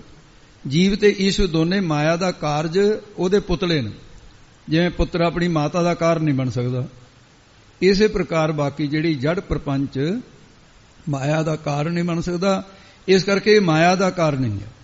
ਜੇ ਕੋਈ ਸਿੱਧ ਨਾ ਹੋਣ ਕਰਕੇ ਮਾਇਆ ਸਵੈਬ ਨਹੀਂ। ਇਸ ਕਰਕੇ ਐਸੇ ਜਿਹੜੇ ਅੰਗਾਂ ਦੇ ਸਹਿਤ ਫਿਰ ਕਹਿੰਦੇ ਨਿਰਵੈਵ। ਜੇ ਮਾਇਆ ਨੂੰ ਨਿਰਵੈਵ ਭਾਵ ਅੰਗਾਂ ਤੋਂ ਰਹਿਤ ਕਹਿ ਦਈਏ, ਉਹ ਵੀ ਨਹੀਂ ਬਣਦਾ, ਕਿਉਂਕਿ ਸਰੀਰ ਦਾ ਕੋਈ ਨਾ ਕੋਈ ਅੰਗ ਮਾਇਆ ਤੋਂ ਬਿਨਾਂ ਇਹ ਬਣਿਆ ਹੀ ਨਹੀਂ ਹੈ। ਮਾਇਆ ਤੋਂ ਬਿਨਾਂ ਨਹੀਂ ਹੈ। ਸਾਰੇ ਅੰਗ ਜਿੰਨਾ ਵੀ ਪ੍ਰਪੰਚ ਆ ਇਕੱਲੇ ਅੰਗਾਂ ਦੀ ਕੀ ਗੱਲ ਹੈ? ਇਹ ਮਾਇਆ ਦੁਆਰਾ ਹੀ ਬਣੇ ਨੇ, ਮਾਇਆ ਦਾ ਰੂਪ ਨੇ ਜੋ ਸਭ ਨੂੰ ਦਿਸ ਰਿਹਾ ਹੈ। ਇਸ ਕਰਕੇ ਨਿਰਵੈਬ ਵੀ ਨਹੀਂ ਕਿਹਾ ਜਾ ਸਕਦਾ। ਕਹਿੰਦੇ ਫਿਰ ਨਾ ਸਵੈਬ ਨਿਰਵੈਬ ਉਭੇ ਹੈ। ਫਿਰ ਇਹ ਦੋਨੋਂ ਪ੍ਰਕਾਰ ਨਹੀਂ ਹੈ। ਜੇ ਕਹੀਏ ਵੀ ਦੋਨੋਂ ਪ੍ਰਕਾਰ ਹੈ। ਅੰਗਾਂ ਵਾਲੀ ਵਸਤੂ ਦਾ ਬਿਨਾਂ ਅੰਗਾਂ ਵਾਲੀ ਵਸਤੂ ਨਾਲ ਵਿਰੋਧ ਹੈ, ਇਸ ਕਰਕੇ ਦੋਨੋਂ ਪ੍ਰਕਾਰ ਕਹਿਣਾ ਵੀ ਨਹੀਂ ਬਣਦਾ। ਇਹ 9 ਜੁਗਤੀਆਂ ਹਨ ਜਿਹੜੀਆਂ ਨਾ ਸਾਰੇ ਵਿਦਾਂਤ ਵਿੱਚ ਉਹਨੂੰ ਅਨਰਵਚੀ ਕਹਿੰਦੇ ਆ। ਇਹ ਮਾਇਆ ਕੀ ਹੈ? ਅਚਰਜ ਰੂਪ। ਅਚਰਜ ਏਕ ਸੁਨੋ ਰੇ ਪੰਡਿਆ, ਆਪ ਕੁਛ ਕਹਿਣ ਨਾ ਜਾਏ। ਇਹ ਝਲਕ ਦਿੱਤੀ ਹੈ। ਗਿਰਧਰ ਮਹਾਤਮਾ ਹੋਇਆ ਹੈ, ਉਹਨੇ ਕੁੰਡਲੀਆਂ ਬਣਾਏ ਨੇ, ਬੜਾ ਸੋਹਣਾ ਕੁੰਡਲੀਆ ਮਾਇਆ ਤੇ ਸੌਖਾ ਸਮਝਾਉਣ ਵਾਲਾ ਉਚਾਰਨ ਕੀਤਾ। ਉਹ ਕਹਿੰਦਾ ਜੋ ਅਨਹੋਤੀ ਬਾਤ ਕੋ ਹੋਤੀ ਕਰ ਦਿਖਲਾਏ, ਅਰ ਹੋਤੀ ਬਾਤ ਕਾ ਤਾਂ ਕਾ ਅਲੋਪ ਕਰਾਏ, ਤਾਂ ਕਾ ਅਲੋਪ ਕਰਾਏ ਜਾਏ ਮਾਇਆ ਕਾ ਰੂਪ। साज को झूठ दिखाए, झूठ को सच स्वरूप। लखना से प्रतीत होए आप न भासै जोए, यही माया जान न सत विखाए जोए। कहते वो है माया। इस करके घटन घटन पटीसी माया है, अघटन घटना सो कनेरी। गुरप्रताप सूर ग्रंथ च लिखिਆ। नारायण हरि उपदेश ਦੇ ਵਿੱਚ ਇਹਦਾ ਇੱਕ ਹੋਰ ਅਰਥ ਕੀਤਾ। ਮੰਮੇ ਤੇ ਯਈਏ ਨੂੰ ਵੱਖਰਾ ਕਰਕੇ ਮਾਂ ਜਾਂ ਜੋ। ਮਾਂ ਦਾ ਅਰਥ ਨਾ, ਜੋ ਹੋਵੇ ਨਾ ਦਿਸੇ, ਉਸ ਦਾ ਨਾਮ ਹੈ ਮਾਇਆ। ਇਹਦੇ ਸੰਧੀ ਪ੍ਰਛੇਦ ਕਰਕੇ ਅਰਥ ਕੀਤਾ ਹੈ। ਇਸ ਪ੍ਰਕਾਰ ਮਾਇਆ ਜਿਹੜੀ ਹੈ ਉਹ ਬ੍ਰਹਮ ਤੋਂ ਪਰੇ ਕੋਈ ਹੋਂਦ ਵਾਲੀ ਵੀ ਨਹੀਂ ਹੈ। ਪਰਬਲ ਕੈਸੀ ਹੈ ਕਿ ਸਾਰੇ ਸੰਸਾਰ ਨੂੰ ਅਗਿਆਨ ਦੇ ਪਰਦੇ ਢਕੀ ਬੈਠੀ ਹੈ। ਜਿਵੇਂ ਅਮਰਵੇਲ ਹੁੰਦੀ ਹੈ, ਇਹਨੂੰ ਬਹੁਤ ਸਾਰੇ ਇਲਾਕੇ ਆਕਾਸ਼ੀ ਵੇਲ ਕਹਿੰਦੇ ਆ। ਮਾਝੇ ਵਾਲੇ ਪਾਸੇ ਆਕਾਸ਼ੀ ਵੇਲ ਕਹੋ, ਅਮਰਵੇਲ। ਪੀਲਾ ਜਿਹਾ ਰੰਗ ਹੁੰਦਾ, ਧਾਗੇ ਜਾਂ ਵਾਂਗੂ ਹੁੰਦੀ ਹੈ, ਬਹੁਤ ਪੀਲਾ ਸੋਹਣਾ ਰੰਗ ਹੈ ਇਹਦਾ। ਕਿਸੇ ਵੀ ਸਿਆਣੇ ਨੂੰ ਅੱਜ ਤੱਕ ਇਹਦੀ ਜੜ ਨਹੀਂ ਲੱਭੀ ਕਿੱਥੇ ਹੈ। ਸਾਰੀ ਬਨਸਪਤੀ ਦੇ ਪੌਦਿਆਂ ਦੀਆਂ ਜੜਾਂ ਹੁੰਦੀਆਂ ਨੇ, ਪਰ ਬਿਰਛ ਦੀਆਂ ਜੜਾਂ ਦੀ ਨਾ ਅਮਰਵੇਲ ਦੀ ਜੜ ਨਹੀਂ ਲੱਭਦੀ। ਪਰ ਜਿਹੜੇ ਬਿਰਛ ਤੇ ਚੜ ਜਾਂਦੀ ਹੈ ਨਾ, ਸਤਿਆਨਾਸ਼ ਕਰਕੇ ਰੱਖ ਦਿੰਦੀ ਹੈ, ਉਹਦਾ ਅਛਾਦਨ ਕਰ ਦਿੰਦੀ, ਢੱਕ ਲੈਂਦੀ ਹੈ। ਇਹ ਮਾਇਆ ਦੀ ਜੜ ਤਾਂ ਨਹੀਂ ਹੈ ਕੋਈ ਦਿਖਦੀ, ਬ੍ਰਹਮ ਦੇ ਆਸਰੇ ਹੈ, ਪਰ ਸਾਰੇ ਸੰਸਾਰ ਨੂੰ ਅਛਾਦਨ ਕਰ ਦਿੰਦੀ ਹੈ, ਜੀਵਾਂ ਨੂੰ ਪ੍ਰਤੀਤ ਹੋਣ ਲੱਗ ਜਾਂਦੀ ਹੈ। ਇਹਦਾ ਦੂਸਰਾ ਦ੍ਰਿਸ਼ਟਾਂਤ ਹੈ ਕਿ ਜਿਵੇਂ ਬਰਸਾਤ ਪੈ ਕੇ ਹਟਦੀ ਹੈ, ਪਾਣੀ ਬਹੁਤ ਸਾਰਾ ਟੋਭਿਆਂ 'ਚ ਰੁਕ ਜਾਂਦਾ, ਬੜੇ ਬੜੇ ਸਰੋਵਰ ਭਰ ਜਾਂਦੇ ਹੈ। ਜਿੱਥੇ ਬਹੁਤ ਦੇਰ ਤੱਕ ਪਾਣੀ ਟਿਕਿਆ ਰਹੇ, ਉਹ ਪਾਣੀ ਦੇ ਵਿੱਚ ਬੂਰ ਪੈਦਾ ਹੋ ਜਾਂਦਾ ਹੈ। ਹੁਣ ਉਹ ਜਿਹੜਾ ਬੂਰ ਹੈ, ਕਿਸੇ ਬੰਦੇ ਨੇ ਪੰਡਾ ਬੰਨ੍ਹ ਕੇ ਤਾਂ ਲਿਆ ਕੇ ਨਹੀਂ ਸਿੱਟਿਆ, ਉਹਦੇ 'ਚ ਸੱਜੇ ਖੱਬੇ ਤੋਂ ਲਿਆ ਕੇ ਨਹੀਂ ਸਿੱਟਿਆ, ਕਿਸੇ ਨੇ ਬਾਹਰੋਂ ਤਾਂ ਆਇਆ ਹੀ ਨਹੀਂ। ਉਹ ਬੂਰ ਪਾਣੀ ਦੇ ਵਿੱਚੋਂ ਪੈਦਾ ਹੋਇਆ, ਤੇ ਪਾਣੀ ਦੇ ਵਿੱਚੋਂ ਪੈਦਾ ਹੋ ਕੇ ਫਿਰ ਢਕਿਆ ਕਿਸ ਨੂੰ ਹੈ? ਪਾਣੀ ਨੂੰ ਇਹ ਢਕ ਲਿਆ ਉਹਨੇ, ਪਾਣੀ ਦਿਸਣ ਤੇ ਹਟਾਤਾ। ਤੇ ਉਹਦਾ ਬੂਰ ਦਾ ਆਸਰਾ ਵੀ ਪਾਣੀ ਆ, ਖੜਾ ਵੀ ਪਾਣੀ ਦੇ ਆਸਰੇ। ਪਾਣੀ ਨਾ ਹੋਵੇ ਬੂਰ ਤਾਂ ਮਤਲਬ ਹੀ ਨਹੀਂ ਕੋਈ, ਖਤਮ ਹੋ ਜਾਂਦਾ। ਆਸਰੇ ਵੀ ਪਾਣੀ, ਪਾਣੀ ਦੇ ਆਸਰੇ ਬੂਰ ਹੈ, ਪੈਦਾ ਵੀ ਉਹਦੇ ਵਿੱਚੋਂ ਹੀ ਹੋਇਆ ਹੈ, ਪਰ ਢਕਿਆ ਵੀ ਉਸੇ ਨੂੰ ਹੈ। ਹੁਣ ਕਿਸੇ ਨੂੰ ਪਿਆਸ ਲੱਗੀ ਹੈ, ਪਿਆਸ ਲੱਗੀ ਤਾਂ ਉਹਨੇ ਪਾਣੀ ਪੀਣਾ ਹੈ, ਉਹਨੂੰ ਭਰਮ ਹੋ ਗਿਆ ਵੀ ਪਾਣੀ ਤਾਂ ਹੈ ਨਹੀਂ, ਇੱਥੇ ਦਾ ਬੂਰ ਹੈ, ਮੈਨੂੰ ਤਾਂ ਪਾਣੀ ਚਾਹੀਦਾ ਸੀ। ਇਹ ਦ੍ਰਿਸ਼ਟਾਂਤ ਹੈ। ਤਾਂ ਜਿਹੜਾ ਜਾਣਕਾਰ ਹੈ ਉਹ ਕਹਿੰਦਾ ਭਾਈ ਪਾਣੀ ਹੈਗਾ, ਇਹ ਉੱਪਰ ਬੂਰ ਹੈ, ਇਹਨੂੰ ਹੱਥਾਂ ਨਾਲ ਪਰੇ ਹਟਾ ਦੇ, ਤੂੰ ਪਰੇ ਹਟਾ ਕੇ ਪਾਣੀ ਦੇ ਦਰਸ਼ਨ ਹੋ ਜਾਣਗੇ ਤੇ ਨਾਲੇ ਆਪਣਾ ਪਿਆਸ ਬੁਝਾ ਲੈ। ਇਸੇ ਤਰ੍ਹਾਂ ਇਹ ਜਿਹੜੀ ਮਾਇਆ ਦਾ ਬੂਰ ਆਇਆ ਵੈ, ਮਾਇਆ ਪਰਮਾਤਮਾ ਦੇ ਵਿੱਚੋਂ ਹੀ ਪੈਦਾ ਹੁੰਦੀ ਹੈ ਤੇ ਪਰਮਾਤਮਾ ਨੂੰ ਇਹ ਢੱਕ ਕੇ ਰੱਖਿਆ ਹੋਇਆ, ਜੀਵਾਂ ਨੂੰ ਦੇਖਣ ਨਹੀਂ ਦਿੰਦੀ। ਹੁਣ ਜਿਹੜੇ ਗਿਆਨਵਾਨ ਨੂੰ ਕਹਿੰਦੇ ਬੈਰਾਗ ਵਿਵੇਕ ਦੇ ਹੱਥਾਂ ਦੇ ਨਾਲ ਅਭਿਆਸ ਦਾ ਕਚੱਲਾ ਦੇ ਥੋੜਾ ਜਿਹਾ, ਤੇ ਪਰਮਾਤਮਾ ਰੂਪੀ ਉਹ ਜਿਹੜਾ ਜਿਹਦੇ ਆਸਰੇ ਮਾਇਆ ਹੈ ਉਹ ਬ੍ਰਹਮ ਪ੍ਰਗਟ ਹੋ ਜਾਊਗਾ, ਤੂੰ ਆਪਣੀ ਪਿਆਸ ਮੁਕਤੀ ਦੀ ਬੁਝਾ ਲੈ। ਤੇ ਇਸ ਕਰਕੇ ਇਹ ਸਾਰੇ ਜਿਹੜੇ ਮੈਕੀ ਪਦਾਰਥ ਹਨ ਇਹ ਵਾਹਿਗੁਰੂ ਦੇ ਵਿੱਚੋਂ ਹੀ ਪੈਦਾ ਹੁੰਦੇ ਨੇ, ਤੇ ਮਾਇਆ ਬ੍ਰਹਮ ਦੇ ਵਿੱਚੋਂ ਹੀ ਪੈਦਾ ਹੁੰਦੀ ਹੈ, ਉਹ ਬ੍ਰਹਮ ਨੂੰ ਹੀ ਢੱਕਦੀ ਹੈ। ਇਸ ਤਰੀਕੇ ਦੇ ਨਾਲ ਜਿਹੜੇ ਗੁਰਮੁਖ ਨੂੰ ਉਹ ਲਾਭ ਪ੍ਰਾਪਤ ਕਰ ਲੈਣ। ਅਨਾਤਮਾਕਾਰ ਜਿਹੜੀ ਬਿਰਤੀ ਹੈ ਉਹ ਮਾਇਆ ਦਾ ਰੂਪ ਬੂਰ ਹੈ ਜਿਹੜਾ ਪਰੇ ਹਟਾ ਦਿੰਦੇ ਨੇ। ਵਿਚਾਰ ਰੂਪੀ ਝੋਲ ਮਾਰ ਕੇ ਵਿਵੇਕ ਬੂਕ ਦੇ ਨੇਤਰ ਜਿਹੜੇ ਮਿਲ ਜਾਂਦੇ ਨੇ, ਬ੍ਰਹਮਾਕਾਰ ਦ੍ਰਿਸ਼ਟੀ ਉਹਨਾਂ ਦੀ ਖੁੱਲ ਜਾਂਦੀ ਹੈ, ਉਹ ਜਿਵੇਂ ਪਾਣੀ ਦੇ ਦਰਸ਼ਨ ਹੋ ਜਾਂਦੇ ਆ ਤੇ ਇਸ ਤਰ੍ਹਾਂ ਰੱਬ ਦੇ ਦਰਸ਼ਨ ਹੋ ਜਾਂਦੇ ਨੇ। ਇਹ ਮਾਇਆ ਜਗਮੋਹਣੀ ਭਾਈ ਕਰਮ ਸਭੇ ਬੇਕਾਰੀ। ਗੁਰੂ ਅਮਰਦਾਸ ਮਹਾਰਾਜ ਨੇ ਜੋ ਇਸ ਪ੍ਰਕਰਨ ਦੇ ਵਿੱਚ ਕਿਹਾ, ਇਹ ਗੁਰੂ ਨਾਨਕ ਸਾਹਿਬ ਨੇ ਵੀ ਇਹਦੇ ਵਾਲੇ ਦ੍ਰਿਸ਼ਟਾਂਤ ਦਿੱਤਾ ਹੈ। ਔਰ ਗੁਰੂ ਅਮਰਦਾਸ ਜੀ ਨੇ ਇੱਕ ਜਗ੍ਹਾ ਕਿਹਾ, ਇਹ ਮਾਇਆ ਜਿਤ ਹਰ ਵਿਸਰੈ ਮੋਹ ਉਪਜੈ ਭਾਉ ਦੂਜਾ ਲਾਇਆ। ਤੇ ਇਸ ਕਰਕੇ ਇਹ ਮਾਇਆ ਜਿਹੜੀ ਹੈ ਇੱਕੋ ਹੀ ਸਮੇਂ ਦੋ ਕੰਮ ਕਰਦੀ ਹੈ, ਬ੍ਰਹਮ ਤੋਂ ਤੋੜਨਾ ਤੇ ਆਪਣੇ ਨਾਲ ਜੋੜਨਾ। ਆਹੀ ਕੰਮ ਹੈ ਮਾਇਆ ਦਾ। ਭਾਉ ਦਵੈਸ਼ ਦੂਜਾ ਲਾ ਦਿੱਤਾ ਹੈ। ਇਸ ਸਿਧਾਂਤ ਨੂੰ ਸਮਝਣ ਦੀ ਲੋੜ ਹੈ ਜਿਵੇਂ ਇਸਤਰੀ ਪਾਵਤ ਹੋਈ ਤੇ ਪਰਮਾਤਮਾ ਵਿਸਰ ਗਿਆ, ਤਾਂ ਇਸਤਰੀ ਜਿਹੜੀ ਵਿਸੇ ਰਸ ਲੰਪਟ ਹੋ ਗਿਆ, ਫਿਰ ਮਾਇਆ ਰੂਪ ਹੋ ਗਈ। ਇਸਤਰੀ ਨੂੰ ਪਤੀ ਪਰਮਾਤਮਾ ਭੁੱਲ ਗਿਆ, ਉਹਨੂੰ ਵਿਆਹ ਹੋਣ ਤੋਂ ਬਾਅਦ ਉਹਦਾ ਪਤੀ ਮਾਇਆ ਰੂਪ ਹੋ ਕੇ ਮਿਲ ਗਿਆ ਉਹਨੂੰ। ਇਹੀ ਮਾਇਆ। ਸੰਤਾਨ ਪੈਦਾ ਹੋ ਗਈ, ਰੱਬ ਤੋਂ ਤੋੜਨ ਵਾਲੀ ਪੈਦਾ ਹੋ ਗਈ, ਮਾਇਆ ਹੈ। ਪੁੱਤਰ ਨਹੀਂ ਹੈ, ਧੀ ਨਹੀਂ ਹੈ, ਮਾਇਆ ਹੈ। ਕਰੰਸੀ ਹੈ, ਪਦਾਰਥ ਹੈ, ਜੋ ਵੀ ਜਿਹੜਾ ਰੱਬ ਤੋਂ ਤੋੜ ਕੇ ਆਪਣੇ ਨਾਲ ਜੋੜ ਲਈ, ਬਸ ਉਹ ਮਾਇਆ ਹੈ। ਇਹ ਮਾਇਆ ਦਾ ਰੂਪ ਹੈ। ਫਿਰ ਇਹਦੇ 3 ਗੁਣ, ਰਜਗੁਣ, ਤਮਗੁਣ, ਸਤਗੁਣ ਕਹੀ ਹੈ, ਇਹ ਤੇਰੀ ਸਭ ਮਾਇਆ। ਤੇ ਕਬੀਰ ਸਾਹਿਬ ਨੇ ਤਾਂ ਇੱਥੇ ਦਾ ਕਹਿਤਾ ਹੈ, ਕਹੈ ਕਬੀਰ ਜਿਸ ਉਦਰ ਤਿਸ ਮਾਇਆ। ਇਹ ਮਾਇਆ ਜਿਹੜੀ ਹੈ ਇਹਦਾ ਪਸਾਰਾ ਬਹੁਤ ਵੱਡਾ ਹੈ, ਤੇ ਹੋਂਦ ਹੈ ਨਹੀਂ, ਇਹਦੀ ਕੋਈ ਬਹੁਤੀਆਂ ਜੜਾਂ ਹੈ ਨਹੀਂ, ਪ੍ਰਤੀਤ ਹੋ ਰਹੀ ਹੈ, ਅਮਰਵੇਲ ਦੀ ਤਰ੍ਹਾਂ ਹੈ। ਤੇ ਇਹ ਮਾਇਆ ਦਾ ਪ੍ਰਕਰਨ ਹੈ। ਮਾਇਆ ਕਿਸ ਨੂੰ ਆਖਿਆ ਕਿ ਮਾਇਆ ਕਰਮ ਕਮਾਏ, ਇਹਦੇ ਇੱਥੇ ਤੁਕ ਦੇ ਉੱਤੇ ਮਹਾਰਾਜ ਸਾਹਿਬ ਜੀ ਨੇ ਤੇ ਇਹ ਵਿਚਾਰ ਜਿਹੜੀ ਹੈ ਗੁਰੂ ਸਾਹਿਬ ਜੀ ਨੇ ਇਸ਼ਾਰਾ ਦਿੱਤਾ ਹੈ। ਬੜੀ ਗੂੜ ਵਿਚਾਰ ਸੀ ਇੱਥੇ ਤੱਕ। ਆਓ ਹੁਣ ਅੱਗੇ ਮਹਾਰਾਜ ਦੱਸਦੇ ਹਨ। ਬਿਨ ਸ਼ਬਦੈ ਭਰਮ ਨ ਚੁਕਈ। ਸਤਿਗੁਰੂ ਮਹਾਰਾਜ ਕਹਿੰਦੇ ਵੀ ਸ਼ਬਦ ਉਪਦੇਸ਼ ਤੋਂ ਬਿਨਾਂ, ਜਿਹੜਾ ਗੁਰੂ ਦਾ ਉਪਦੇਸ਼ ਹੈ ਉਹ ਤੋਂ ਬਿਨਾਂ ਜੀਵਾਂ ਨੂੰ ਜੜ ਚੇਤਨ ਰੂਪ ਹੋ ਕੇ ਜਿਹੜੀ ਮਾਇਆ ਚਿੰਬੜੀ ਹੋਈ ਹੈ, ਇਹਦੇ ਮਾਇਆ ਦੇ ਵੀ 3 ਰੂਪ ਨੇ। ਜੜ ਮਾਇਆ ਦੇ ਵਿੱਚ ਜਿਵੇਂ ਮਕਾਨ ਹੈ, ਜ਼ਮੀਨ ਹੈ, ਆ ਜਿਹੜੀ ਰੋਕੜੀ ਧਨ ਹੈ, ਬੈਂਕਾਂ ਦੇ ਵਿੱਚ ਹੈ ਚਾਹੇ ਕੋਲ ਹੈ, ਇਹ ਤਾਂ ਜੜ ਮਾਇਆ ਹੈ। ਚੇਤਨ ਮਾਇਆ ਤੇ ਪੁਰਸ਼ ਨੂੰ ਇਸਤਰੀ ਰੂਪ ਚੇਤਨ ਮਾਇਆ, ਇਸਤਰੀ ਨੂੰ ਪੁਰਸ਼ ਰੂਪ ਚੇਤਨ ਮਾਇਆ। ਪੁੱਤਰ ਧੀਆਂ, ਉਹ ਸਾਰਾ ਕੁਝ ਸੰਸਾਰ ਦੇ ਰਿਸ਼ਤੇ ਵੀ ਚੇਤਨ ਮਾਇਆ ਦੇ ਵਿੱਚ ਆ ਜਾਂਦੇ ਨੇ। ਤੀਸਰੀ ਅਗਿਆਨ ਮਾਇਆ। ਇਹ ਜਿਹੜੀ ਅਗਿਆਨ ਮਾਇਆ ਹੈ, ਇਹ ਸਾਰਿਆਂ ਤੋਂ ਜ਼ਿਆਦਾ ਖਤਰਨਾਕ ਹੈ।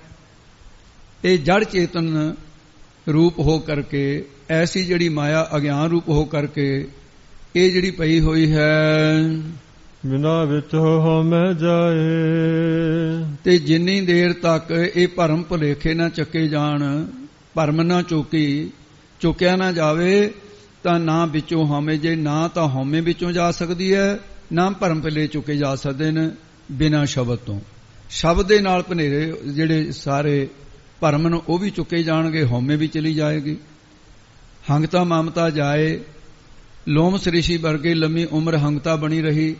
ਇਹ ਵੱਡਿਆਂ ਨੂੰ ਵਿਆਪ ਰਹੀ ਹੈ ਮਾਇਆ। ਆਪਾਂ ਕਿਹੜੇ ਬਾਗ ਦੀ ਬੋਲੀ ਹੈ, ਜੀਵ ਦੀ ਤਾਂ ਬਾਤ ਹੀ ਕੀ ਹੈ। ਮਾਇਆ ਵਿਆਪਿਆ ਬਹੁ ਪ੍ਰਕਾਰੀ, ਮਾਇਆ ਬਹੁਤ ਪ੍ਰਕਾਰ ਕਰਕੇ ਵਿਆਪ ਰਹੀ ਹੈ। ਬਿਨ ਪ੍ਰੀਤੀ ਭਗਤ ਨਾ ਹੋਏ। ਗੁਰੂ ਸਾਹਿਬ ਦੀ ਪ੍ਰੀਤੀ ਤੋਂ ਬਿਨਾ ਪਰਮੇਸ਼ਰ ਦੀ ਭਗਤੀ ਨਹੀਂ ਹੋ ਸਕਦੀ, ਤੇ ਸਤਿਗੁਰੂ ਮਹਾਰਾਜ ਸਾਹਿਬ ਜੀ ਦੁਆਰਾ ਹੋ ਸਕਦੀ ਹੈ। ਬਿਨ ਸ਼ਬਦੈ ਥਾਏ ਨਾ ਪਾਏ। ਗੁਰੂ ਦੇ ਉਪਦੇਸ਼ ਤੋਂ ਬਿਨਾ, ਕਮਾਏ ਤੋਂ ਬਿਨਾ ਬੈਕੁੰਠ ਵਿੱਚ ਥਾਂ ਨਹੀਂ ਪ੍ਰਾਪਤ ਹੋ ਸਕਦੀ, ਤੇ ਇਹ ਘਾਲਣਾ ਥਾਂ ਨਹੀਂ ਪੈ ਸਕਦੀ। ਸੱਚਖੰਡ ਜਾਂ ਤੁਰਿਆ ਪਦ, ਇਹ ਥਾਂ ਪ੍ਰਾਪਤ ਨਹੀਂ ਹੋ ਸਕਦੀ। ਸ਼ਬਦੇ ਹਉਮੈ ਮਾਰੀਐ। ਗੁਰੂ ਸਾਹਿਬ ਜੀ ਦੇ ਸ਼ਬਦ ਉਪਦੇਸ਼ ਦੁਆਰਾ ਹਉਮੈ, ਹੰਗਤਾ, ਮਮਤਾ ਮਾਰੀਏ, ਮਾਰਨਾ ਕਰੀਏ ਜਾਂ ਮਾਰੀ ਜਾਂਦੀ ਹੈ। ਤੇ ਇਹ ਜਿਹੜੇ ਭਰਮ ਆਦਨ, ਭਰਮ ਕਰਕੇ ਜੋ ਪ੍ਰਤੀਤ ਹੋ ਰਿਹਾ ਹੈ, ਉਹ ਸਾਰਾ ਫਿਰ ਨਾਸ ਇਸ ਤਰੀਕੇ ਨਾਲ ਹੋਏਗਾ।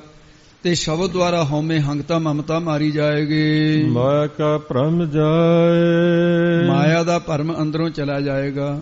ਮਹਾ ਮਾਇਆ ਤਾ ਕੀ ਹੈ ਛਾਇਆ, ਇਹ ਭਰਮ ਦੂਰ ਹੋ ਜਾਵੇਗਾ। ਨਾਮ ਪਦਾਰਥ ਪਾਈਐ। ਗੁਰੂ ਸਾਹਿਬ ਦੁਆਰਾ ਨਾਮ ਰੂਪੀ ਪਦਾਰਥ ਜਿਹੜਾ ਸਾਰਿਆਂ ਤੋਂ ਸ੍ਰੇਸ਼ਟ ਹੈ, ਪਾਈਦਾ ਪ੍ਰਾਪਤ ਹੋ ਜਾਂਦਾ ਹੈ। ਗੁਰਮੁਖ ਸਹਿਜ ਸੁਭਾਏ। ਗੁਰਮੁਖਾਂ ਨੂੰ ਸੁਭਾਵਕ ਹੀ ਸਹਿਜ ਗਿਆਨ ਪ੍ਰਾਪਤ ਹੁੰਦਾ ਹੈ। ਭਾਵ ਕੀ ਹੈ ਕਿ ਵਾਹਿਗੁਰੂ ਦਾ ਪ੍ਰਕਾਸ਼ ਹੋ ਜਾਂਦਾ ਹੈ। ਬਿਨ ਗੁਰ ਗੁਣ ਨਾ ਜਾਪਨੀ। ਸਤਿਗੁਰੂ ਤੋਂ ਬਗੈਰ ਸਤ, ਸੰਤੋਖ, ਦਇਆ, ਧਰਮ, ਸ਼ਰਧਾ ਆਦਿਕ ਇਹ ਜਿਹੜੇ ਗੁਣਾਂ ਨੂੰ ਨਾ ਜਾਪਨੀ, ਜਾਣ ਨਹੀਂ ਸਕੀਦਾ। ਕੋਈ ਜੀਵ ਜਾਣ ਨਹੀਂ ਸਕਦਾ ਗੁਰੂ ਤੋਂ ਬਿਨਾ। ਬਿਨ ਗੁਣ ਭਗਤ ਨਾ ਹੋਏ। ਇਹਨਾਂ ਸ੍ਰੇਸ਼ਟ ਗੁਣਾਂ ਤੋਂ ਬਿਨਾ, ਇਹ ਗੁਣ ਧਾਰਨ ਕਰੇ ਤੋਂ ਬਿਨਾ ਪਰਮੇਸ਼ਰ ਦੀ ਭਗਤੀ ਨਹੀਂ ਹੋ ਸਕਦੀ। ਭਗਤ ਬਚਲ ਹਰ ਮਨ ਵਸਿਆ। ਜੋ ਭਗਤੀ ਕਰਾਉਣ ਵਾਲਾ, ਬਚਲ ਪਿਆਰਾ ਵਾਹਿਗੁਰੂ, ਭਗਤਾਂ ਦਾ ਪਿਆਰਾ, ਭਗਤੀ ਜਿਹਨੂੰ ਪਿਆਰੀ ਹੈ, ਤੇ ਐਸਾ ਜਿਹੜਾ ਹਰ ਪਰਮੇਸ਼ਰ ਵਾਹਿਗੁਰੂ ਹੈ, ਜਿਨ੍ਹਾਂ ਦੇ ਮਨ ਵਿੱਚ ਆ ਕੇ ਬਸ ਗਿਆ ਹੈ। ਸਹਿਜ ਮਿਲਿਆ ਪ੍ਰਭ ਸੋਏ, ਉਹਨਾਂ ਨੂੰ ਸੋਏ ਉਹ ਪ੍ਰਭੂ ਦੇ ਤਤ ਪਦ ਦਾ ਲਖ ਅਰਥ ਸਹਿਜ ਸੁਤੇ ਸਿੱਧ ਐਸਾ ਮਿਲਿਆ ਆ ਕੇ, ਸਹਿਜ ਸੁਭਾਅ ਵੀ ਮਿਲ ਗਿਆ। ਸਹਿਜ ਮਿਲਿਆ ਪ੍ਰਭ ਸੋਏ, ਉਹ ਸੁਤੇ ਸਿੱਧੀ ਆ ਕੇ ਮਿਲ ਗਿਆ। ਮਿਲਣ ਤੋਂ ਭਾਵ ਕਿ ਪ੍ਰਾਪਤ ਹੋ ਗਿਆ ਹੈ। ਨਾਨਕ ਸਬਦੇ ਹਰ ਸਾ ਲਾਹੀਐ। ਸਤਿਗੁਰੂ ਮਹਾਰਾਜ ਸਾਹਿਬ ਜੀ ਕਥਨ ਕਰਦੇ ਨੇ ਕਿ ਗੁਰਾਂ ਦੇ ਸ਼ਬਦੇ ਉਪਦੇਸ਼ ਦੁਆਰਾ ਹੀ ਹਰੀ ਪਰਮੇਸ਼ਰ ਵਾਹਿਗੁਰੂ ਨੂੰ ਸਾ ਲਾਹੀਏ, ਸਲਾਹਣਾ ਕਰੀਏ, ਉਹਦੀ ਉਸਤਤ ਕਰੀਏ। ਕਰਮ ਪ੍ਰਾਪਤ ਹੋਏ, ਗੁਰਾਂ ਦੀ ਕਿਰਪਾ ਹੋਵੇ, ਨਿਸ਼ਕਾਮ ਕਰਮ ਕੀਤੇ ਹੋਣ ਤਾਂ ਨਾਮ ਦੀ ਪ੍ਰਾਪਤੀ ਹੁੰਦੀ ਹੈ। ਸ੍ਰੀ ਰਾਗ ਮਹੱਲਾ ਤੀਜਾ। ਤੀਸਰੇ ਪਾਤਸ਼ਾਹ ਅਗਲੇ ਸ਼ਬਦ ਵਿੱਚ ਫਰਮਾਉਂਦੇ ਨੇ ਜੀ, ਮਾਇਆ ਮੋਹ ਮੇਰੇ ਪ੍ਰਭ ਕੀਨਾ। ਕਹਿੰਦੇ ਜੀ ਇਹ ਫਿਰ ਮਾਇਆ ਦਾ ਮੋਹ, ਕਹਿੰਦੇ ਹੈ ਤਾਂ ਵਾਹਿਗੁਰੂ ਦੀ ਖੇਡ ਹੈ। ਮੇਰੇ ਪ੍ਰਭੂ ਪਰਮੇਸ਼ਰ ਨੇ ਐਸਾ ਮਾਇਆ ਦਾ ਮੋਹ ਰਚਨਾ ਕੀਤਾ ਹੈ ਸੰਸਾਰ ਨੂੰ ਚਲਾਉਣ ਵਾਸਤੇ, ਤੇ ਉਸ ਨੇ ਆਪ ਹੀ ਜੀਵਾਂ ਨੂੰ ਜਿੱਥੇ ਮਾਇਆ ਦਾ ਮੋਹ ਪੈਦਾ ਕੀਤਾ ਹੈ, ਆਪੇ ਭਰਮ ਭੁਲਾਏ। ਜੀਵਾਂ ਨੂੰ ਭਰਮ ਭੁਲੇਖੇ ਵਿੱਚ ਭੁਲਾ ਦੇਣਾ ਕੀਤਾ ਹੈ। ਇਸ ਜੀਵ ਨੇ, ਜਾਂ ਇਉਂ ਕਹੋ ਵੀ ਪਰਮੇਸ਼ਰ ਦੁਆਰਾ ਰਚੇ ਹੋਏ ਮਾਇਆ ਦੇ ਮੋਹ ਤੇ ਭਰਮ ਭੁਲੇਖੇ ਦੇ ਕਾਰਨ ਆਪਣੇ ਨਿਜ ਸਰੂਪ ਨੂੰ ਭੁਲਾ ਦਿੱਤਾ ਹੈ। ਮਨਮੁਖ ਕਰਮ ਕਰਹਿ ਨਹੀਂ ਬੁੱਝੈ। ਮਨਮਲੋਕ ਜਿਹੜੇ ਮਨਮੁਖ ਲੋਕ ਨੇ ਕਰਮ ਨੂੰ ਕਰਦੇ ਆ ਤੇ ਪਰਮੇਸ਼ਰ ਦੀ ਰਜ਼ਾ ਨੂੰ ਬੁੱਝੇ ਸਮਝਦੇ ਨਹੀਂ। ਉਹਦੀ ਆਗਿਆ ਨੂੰ ਨਹੀਂ ਸਮਝਦੇ, ਉਹਦੇ ਭਾਣੇ ਨੂੰ ਨਹੀਂ ਸਮਝਦੇ, ਪਰਮੇਸ਼ਰ ਦੀ ਜਿਹੜੀ ਰਜ਼ਾ ਹੈ ਉਹਨੂੰ ਨਹੀਂ ਸਮਝਦੇ। ਬਿਰਥਾ ਜਨਮ ਗਵਾਏ। ਆਪਣਾ ਜਨਮ ਮਨੁੱਖਾ ਅਮੋਲਕ ਮਿਲਿਆ ਹੋਇਆ ਹੈ, ਉਹ ਬਿਰਥਾ ਵਿਅਰਥੀ ਗਵਾ ਰਹੇ ਹਨ। ਗੁਰਬਾਣੀ ਇਸ ਜਗ ਮਹਿ ਚਾਨਣ। ਤੇ ਗੁਰੂ ਦੀ ਜਿਹੜੀ ਬਾਣੀ ਹੈ ਜਗ ਸੰਸਾਰ ਦੇ ਅੰਦਰ ਇਹ ਚਾਨਣ ਗਿਆਨ ਦਾ ਪ੍ਰਕਾਸ਼ ਕਰਨ ਵਾਲੀ ਹੈ। ਨਾਮ ਜਪਤ ਕੋਟ ਸੂਰ ਉਜਾਰਾ, ਬਿਨਸੈ ਭਰਮ ਅੰਧੇਰਾ। ਇਹ ਅਗਿਆਨਤਾ ਦੇ ਅੰਧੇਰੇ ਨੂੰ ਨਾਸ਼ ਕਰਨ ਵਾਲੀ ਹੈ। ਕਰਮ ਸਹਿ ਮਨ ਆਏ। ਜੇ ਜੀਵ ਦੇ ਜਿਹੜੇ ਪੂਰਬਲੇ ਜਨਮ ਦੇ ਨਿਸ਼ਕਾਮ ਕਰਮ ਕੀਤੇ ਹੋਣ, ਜੇਕਰ ਗੁਰਾਂ ਦੀ ਕਰਮ ਕਿਰਪਾ ਹੋ ਜਾਏ, ਇਹ ਬਾਣੀ ਮਨ ਵਿੱਚ ਤਾਂ ਵਸਦੀ ਆ ਭਾਈ, ਉਸ ਤਰ੍ਹਾਂ ਨਹੀਂ ਵਸਦੀ, ਤਾਂ ਵਸਦੀ ਆ ਕਰਕੇ ਹਿਰਦੇ ਵਿੱਚ। ਮਨ ਰੇ ਨਾਮ ਜਪੋ ਸੁਖ ਹੋਏ। ਹੇ ਮਨਾ, ਤੂੰ ਪਰਮੇਸ਼ਰ ਦੇ ਨਾਮ ਨੂੰ ਜਪੋ ਦਾ ਮਤਲਬ ਇਹ ਹੈ ਵੀ ਜਪਣਾ ਕਰ। ਇਸ਼ਾਰਾ ਦਿੱਤਾ ਹੈ ਜਿਸ ਦੇ ਨਾਲ ਤੈਨੂੰ ਸਾਰੇ ਸੁਖ ਪ੍ਰਾਪਤ ਹੋ ਜਾਣਗੇ। ਸਾਰੇ ਸੁਖ ਵਾਹਿਗੁਰੂ ਦੀ ਭਗਤੀ ਵਿੱਚ, ਨਾਮ ਦੇ ਵਿੱਚ ਹਨ। ਗੁਰ ਪੂਰਾ ਸਾ ਲਾਹੀਐ। ਪੂਰਾ ਪੂਰਨ ਗੁਰੂ ਸਤਿਗੁਰੂ ਸਾਹਿਬ ਜੀ ਨੂੰ, ਪੂਰੇ ਗੁਰੂ ਨੂੰ ਸਲਾਹੀਏ, ਸਲਾਘਾ ਕਰੀਏ, ਜਾਂ ਪੂਰੇ ਗੁਰੂ ਦੁਆਰਾ ਪਰਮੇਸ਼ਰ ਨੂੰ ਸਲਾਹੁਣਾ ਕਰੀਏ। ਪੂਰਨ ਸਤਿਗੁਰੂ ਅਕਾਲ ਪੁਰਖ ਪਰਮੇਸ਼ਰ ਵਾਹਿਗੁਰੂ ਬਾਣੀ ਰੂਪ ਹੈ, ਉਹ ਬਾਣੀ ਦੀ ਸਲਾਹੀਏ, ਸਿਫਤ ਕਰੀਏ। ਇਸ ਕਰਕੇ ਪੂਰਨ ਸਤਿਗੁਰੂ ਅਕਾਲ ਪੁਰਖ ਰੂਪ ਬਾਣੀ ਦੀ ਸਲਾਹੀਏ, ਸਿਫਤ ਕਰੀਏ, ਕਿਉਂ ਉਹਦਾ ਰੂਪ ਹੈ ਬਾਣੀ। ਵਾਹੁ ਬਾਣੀ ਨਿਰੰਕਾਰ ਹੈ।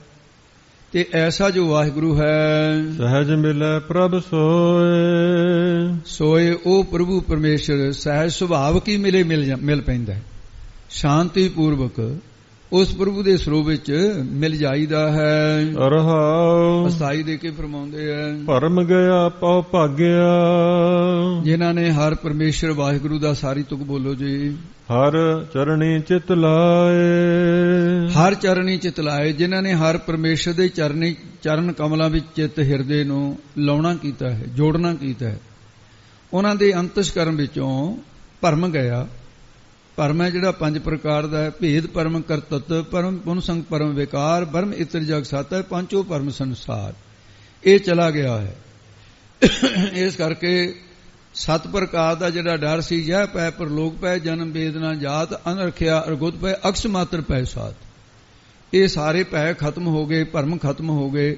ਪਰ ਜਿਨ੍ਹਾਂ ਨੇ ਵਾਹਿਗੁਰੂ ਦੇ ਚਰਨਾਂ ਦੇ ਵਿੱਚ ਚਿੱਤ ਲਾਇਆ, ਉਹਨਾਂ ਦਾ ਰਾਮ ਨਾਮ ਚਿਤ ਲਾਗਾ। ਉਹ ਜਦੋਂ ਰਾਮ ਨਾਮ ਦੇ ਚਿਤ ਲਗਾ, ਹਮਰਾ ਭਰਮ ਭਉ ਭਾਗਾ ਭੱਜ ਜਾਂਦਾ, ਦੂਰ ਹੋ ਜਾਂਦਾ ਹੈ। ਗੁਰਮੁਖ ਸ਼ਬਦ ਕਮਾਈਐ। ਗੁਰਮੁਖ ਸ਼ਬਦ ਕਮਾਈਐ। ਗੁਰਮੁਖ ਜਨਾਂ ਨੇ ਗੁਰੂ ਦੇ ਸ਼ਬਦ ਉਪਦੇਸ਼ ਦੀ ਕਮਾਈ ਕੀਤੀ, ਟਹਿਲ ਕੀਤੀ ਹੈ। ਪ੍ਰਤੱਖ ਹੱਥਾਂ ਨਾਲ ਟਹਿਲ ਕੀਤੀ ਗੁਰੂ ਦੀ ਤੇ ਸ਼ਬਦ ਦੀ ਕਮਾਈ ਕੀਤੀ ਹੈ। ਹਰ ਵਸੈ ਮਨ ਆਏ, ਨਿਸ਼ਕਾਮ ਸੇਵਾ ਟਹਿਲ ਕੀਤੀ, ਸ਼ਬਦ ਦੀ ਕਮਾਈ ਕੀਤੀ। ਇਹਦੇ ਨਾਲ ਹਿਰਦੇ 'ਚ ਵਾਹਿਗੁਰੂ ਆ ਕੇ ਸਾਖਸ਼ਾਤ ਹੋ ਗਿਆ, ਬਸ ਗਿਆ ਹੈ। ਘਰ ਮਹਲ ਸੱਚ ਸਮਾਈਐ, ਸਾਧ ਸੰਗਤ ਰੂਪ ਘਰ ਦੇ ਵਿੱਚ ਮਿਲ ਕੇ ਤੁਰਿਆ ਪਦ ਰੂਪੀ ਮਹਲ, ਉਹਦੇ ਦੁਆਰਾ ਪਰਮੇਸ਼ਰ ਵਿੱਚ ਸਮਾਇਆ ਅਭੇਦ ਹੋ ਜਾਈਦਾ ਤੇ ਮਹਲ ਸਰੂਪ ਰੂਪੀ ਸੱਚੇ ਨਾਮ ਵਿੱਚ ਸਮਾ ਜਾਈਦਾ, ਜਿਹਦੇ ਨਾਲ ਫਿਰ ਜਮ ਕਾਲ ਨ ਸਕੈ ਖਾਏ, ਜਮ ਕਾਲ ਜੰਮਣ ਮਰਨ ਰੂਪੀ ਕਾਲ ਖਾਏ ਨਾਸ ਨਹੀਂ ਕਰਦਾ। ਫਿਰ ਅੰਤ ਕਾਲ ਜਮਦੂਤ ਜਿਹੜਾ ਉਹਦਾ ਨਾਸ ਨਹੀਂ ਕਰਦਾ ਹੈ। ਨਾਮਾ ਛੀਬਾ ਕਬੀਰ ਜੋ ਲਾਹਾ, ਦੁਨੀਆ ਦੇ ਵਿੱਚ ਲੋਕ ਭਗਤ ਨਾਮਦੇਵ ਜੀ ਨੂੰ ਨਾ ਛੀਂਬਾ ਕਹਿ ਕੇ ਬੁਲਾਇਆ ਕਰਦੇ ਸੀ। ਨਰਾਦਰ ਦਾ ਸ਼ਬਦ ਜਾਤੀ ਦਾ ਨਾਮ ਪਹਿਲਾਂ ਲੈਂਦੇ ਸੀ। ਇਸ ਤਰ੍ਹਾਂ ਭਗਤ ਕਬੀਰ ਸਾਹਿਬ ਨੂੰ ਲੋਕੀ ਜੁਲਾਹਾ ਕਹਿ ਕੇ ਬੁਲਾਉਂਦੇ ਸੀ, ਨੀਵੀਂ ਜਾਤ ਦੇ ਨਾਲ ਸੰਬੋਧਨ ਕਰਦੇ ਸੀ। ਤੋ ਇਸ ਕਰਕੇ ਐਸਾ ਜਿਹੜਾ ਇਹਨਾਂ ਭਗਤਾਂ ਦਾ, ਅੱਗੇ ਬੋਲਦੇ ਜੀ, ਪੂਰੇ ਗੁਰ ਤੇ ਗਤ ਪਾਈ, ਉਹਨਾਂ ਭਗਤਾਂ ਨੇ ਵੀ ਪੂਰੇ ਗੁਰੂ ਦੀ ਕਿਰਪਾ ਤੋਂ ਗਤ ਮੁਕਤੀ ਪਾਈ, ਪ੍ਰਾਪਤ ਕੀਤੀ ਹੈ। ਪੂਰਾ ਗੁਰੂ ਨਾਨਕ ਸਾਹਿਬ ਇਹਨਾਂ ਸਾਰੇ ਭਗਤਾਂ ਨੂੰ ਕਾਂਸੀ ਦੇ ਵਿੱਚ ਮਿਲੇ ਹੈ। ਤਵਾਰੀਖ ਦੇ ਵਿੱਚ ਵੀ ਇਹ ਸਾਰਾ ਲਿਖਿਆ ਹੋਇਆ ਵੀ ਸਾਰੇ ਭਗਤ ਗੁਰੂ ਨਾਨਕ ਸਾਹਿਬ ਨੂੰ ਮਿਲੇ। ਕਬੀਰ ਸਾਹਿਬ ਦੀ ਤਾਂ ਉਮਰ 106 ਵਰਿਆਂ ਦੀ ਸੀ ਜਦੋਂ ਪੰਜਕੋਸ਼ੀ ਤੋਂ ਆਉਂਦੇ ਤੀਰਥ ਤੋਂ ਮਿਲਿਆ ਗੁਰੂ ਨਾਨਕ ਸਾਹਿਬ ਨੂੰ। ਤੋ ਇਸ ਪ੍ਰਕਾਰ ਪੂਰੇ ਗੁਰੂ ਤੋਂ ਕਹਿੰਦੇ ਨੇ ਰਾਮਾਨੰਦ ਨੂੰ ਵੀ ਮਹਾਰਾਜ ਸਾਹਿਬ ਨੇ ਸਹਿਜੋਗ ਸਿਖਲਾਇਆ ਸਾਰੇ ਭਗਤਾਂ ਨੂੰ, ਜਿਹੜੀ ਜਿੱਥੇ ਕਿਤੇ ਥੋੜੀ ਬਹੁਤ ਕੋਈ ਕਸਰ ਸੀ ਉਹ ਕੱਢੀ ਹੈ, ਕਿਉਂਕਿ ਪੂਰੇ ਗੁਰੂ ਨੂੰ ਗੁਰੂ ਨਾਨਕ ਸਾਹਿਬ ਇਉਂ ਫਿਰ ਉਹਨਾਂ ਤੋਂ ਹੀ ਪ੍ਰਾਪਤੀ ਹੁੰਦੀ ਹੈ ਮੁਕਤੀ ਦੀ। ਬ੍ਰਹਮ ਕੇ ਬੇਟੇ ਸ਼ਬਦ ਪਛਾਨ ਹੈ, ਜਿਨ੍ਹਾਂ ਨੂੰ ਕੋਈ ਸ਼ੀਂਬਾ ਤੇ ਕੋਈ ਜਲਾਹਾ ਕਹਿ ਕੇ ਬੁਲਾਉਂਦਾ ਸੀ, ਫਿਰ ਬ੍ਰਹਮ ਸਰੂਪ ਹੋ ਕੇ ਉਹਦੇ ਬੇਟੇ ਜਾਣੂ ਹੋ ਗਏ ਜਦੋਂ, ਤੇ ਸ਼ਬਦ ਬ੍ਰਹਮ ਨੂੰ ਪਛਾਣ ਲਿਆ ਜਦੋਂ ਇਹਨਾਂ ਨੇ, ਸ਼ਬਦ ਉਪਦੇਸ਼ ਨੂੰ ਪਛਾਣ ਕਰਕੇ ਬ੍ਰਹਮ ਦੇ ਜਾਣੂ ਹੋ ਗਏ ਜਦੋਂ, ਤੇ ਅੰਦਰੋਂ ਉਹਨਾਂ ਦੇ ਜਾਤ ਪਾਤ ਦੀ ਜੋ ਹਉਮੈ ਜਾਤ ਗਵਾਈ, ਜਿਹੜੀ ਜਾਤ ਪਾਤ ਦੀ ਹਉਮੈ ਹੰਗਤਾ ਮਮਤਾ ਗਵਾ ਦਿੱਤੀ। ਨਾ ਜੁਲਾਹਾਪਣ ਰਿਹਾ ਨਾ ਸ਼ੀਂਬਾਪਣ ਰਿਹਾ, ਕੇਰ ਬ੍ਰਹਮ ਸਰੂਪ ਹੀ ਹੋ ਗਏ। ਤੇ ਐਸਾ ਉਹਨਾਂ ਦਾ ਪ੍ਰਭਾਵ ਦੇਵਲੋਕ ਤੱਕ ਗਿਆ। ਫਿਰ ਸੁਰ ਨਰ ਤਿਨ ਕੀ ਬਾਣੀ ਗਾਵਹਿ, ਕਹਿੰਦੇ ਭਾਈ ਫਿਰ ਉਹਨਾਂ ਭਗਤਾਂ ਦੀ ਬਾਣੀ ਨੂੰ ਦੇਵਤੇ ਵੀ ਗਾਉਂਦੇ, ਨਰ ਮਨੁੱਖ ਵੀ ਗਾਉਂਦੇ ਹਨ। ਕੋਈ ਨਾ ਮਿਟੈ ਭਾਈ, ਉਹਨਾਂ ਦੇ ਜਸ ਨੂੰ ਕੋਈ ਮੇਟ ਨਹੀਂ ਸਕਦਾ, ਉਹਨਾਂ ਦੀ ਬਾਣੀ ਨੂੰ ਕੋਈ ਮੇਟ ਨਹੀਂ ਸਕਦਾ। ਐਸੀ ਉਹਨਾਂ ਨੂੰ ਇਹ ਪ੍ਰਾਪਤ ਹੋਈ ਆ। ਫਿਰ ਦੈਤ ਪੁੱਤ ਕਰਮ ਧਰਮ ਕਿਛ ਸੰਜਮ ਨਾ ਪੜੈ, ਇਹਦੇ ਚ ਭਾਈ ਥੋੜਾ ਜਿਹਾ ਪੜ੍ਹਿਆ ਨੂੰ ਭਾਰਾ ਕਰਕੇ ਬੋਲਣਾ ਹੈ। ਤੇ ਪਿੱਛੇ ਇੱਕ ਭੇਸ ਸੀ, ਥੋੜਾ ਜਿਹਾ ਖਿਆਲ ਪਿੱਛੇ ਲੈ ਕੇ ਜਾਓ, ਜਿੱਥੇ ਜੁਲਾਹਾ ਲਿਖਿਆ ਹੋਇਆ ਹੈ ਉਹਦੇ ਚ ਤੁਸੀਂ ਦੇਖੋ ਵੀ ਜੱਜੇ ਨੂੰ ਹੋੜਾ ਵੀ ਲੱਗਿਆ ਹੋਇਆ ਹੈ ਤੇ ਜੱਜੇ ਨੂੰ ਔਂਕੜ ਵੀ ਲੱਗਿਆ ਹੋਇਆ। ਹੁਣ ਇੱਥੇ ਆ ਕੇ ਸਵਾਲ ਹੋ ਸਕਦਾ ਹੈ, ਤੁਹਾਡੇ ਕੋਲੋਂ ਕੀ ਪੜਨ ਵਾਲਾ ਤੁਹਾਡੇ ਤੇ ਸਵਾਲ ਕਰ ਸਕਦਾ ਹੈ, ਜਾਂ ਤੁਹਾਡੇ ਖੁਦ ਹਿਰਦੇ 'ਚ ਵੀ ਸਵਾਲ ਹੋ ਸਕਦਾ ਹੈ ਵੀ ਇਹਨੂੰ ਜੀ ਕਿਵੇਂ ਬੋਲਿਆ ਜਾਏ। ਇਹਨੂੰ ਦਰਮਿਆਨੀ ਆਵਾਜ਼ ਕੱਢਣੀ ਹੈ।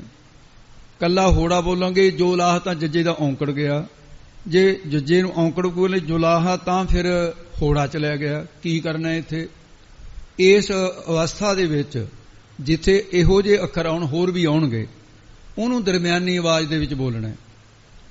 ਕੁਛ ਹੋੜੇ ਦੀ ਆਵਾਜ਼ ਮੱਧਮ ਕਰਨੀ ਹੈ, ਕੁਛ ਜਿਹੜਾ ਔਂਕੜ ਹੈ ਇਹਦੀ ਨੂੰ ਰਲਾ ਕੇ ਬੋਲਣੀ ਹੈ, ਜੋ ਲਾਹਾ, ਇਸ ਤਰ੍ਹਾਂ ਇਹਦਾ ਪਦ ਬੋਲਣਾ ਹੈ।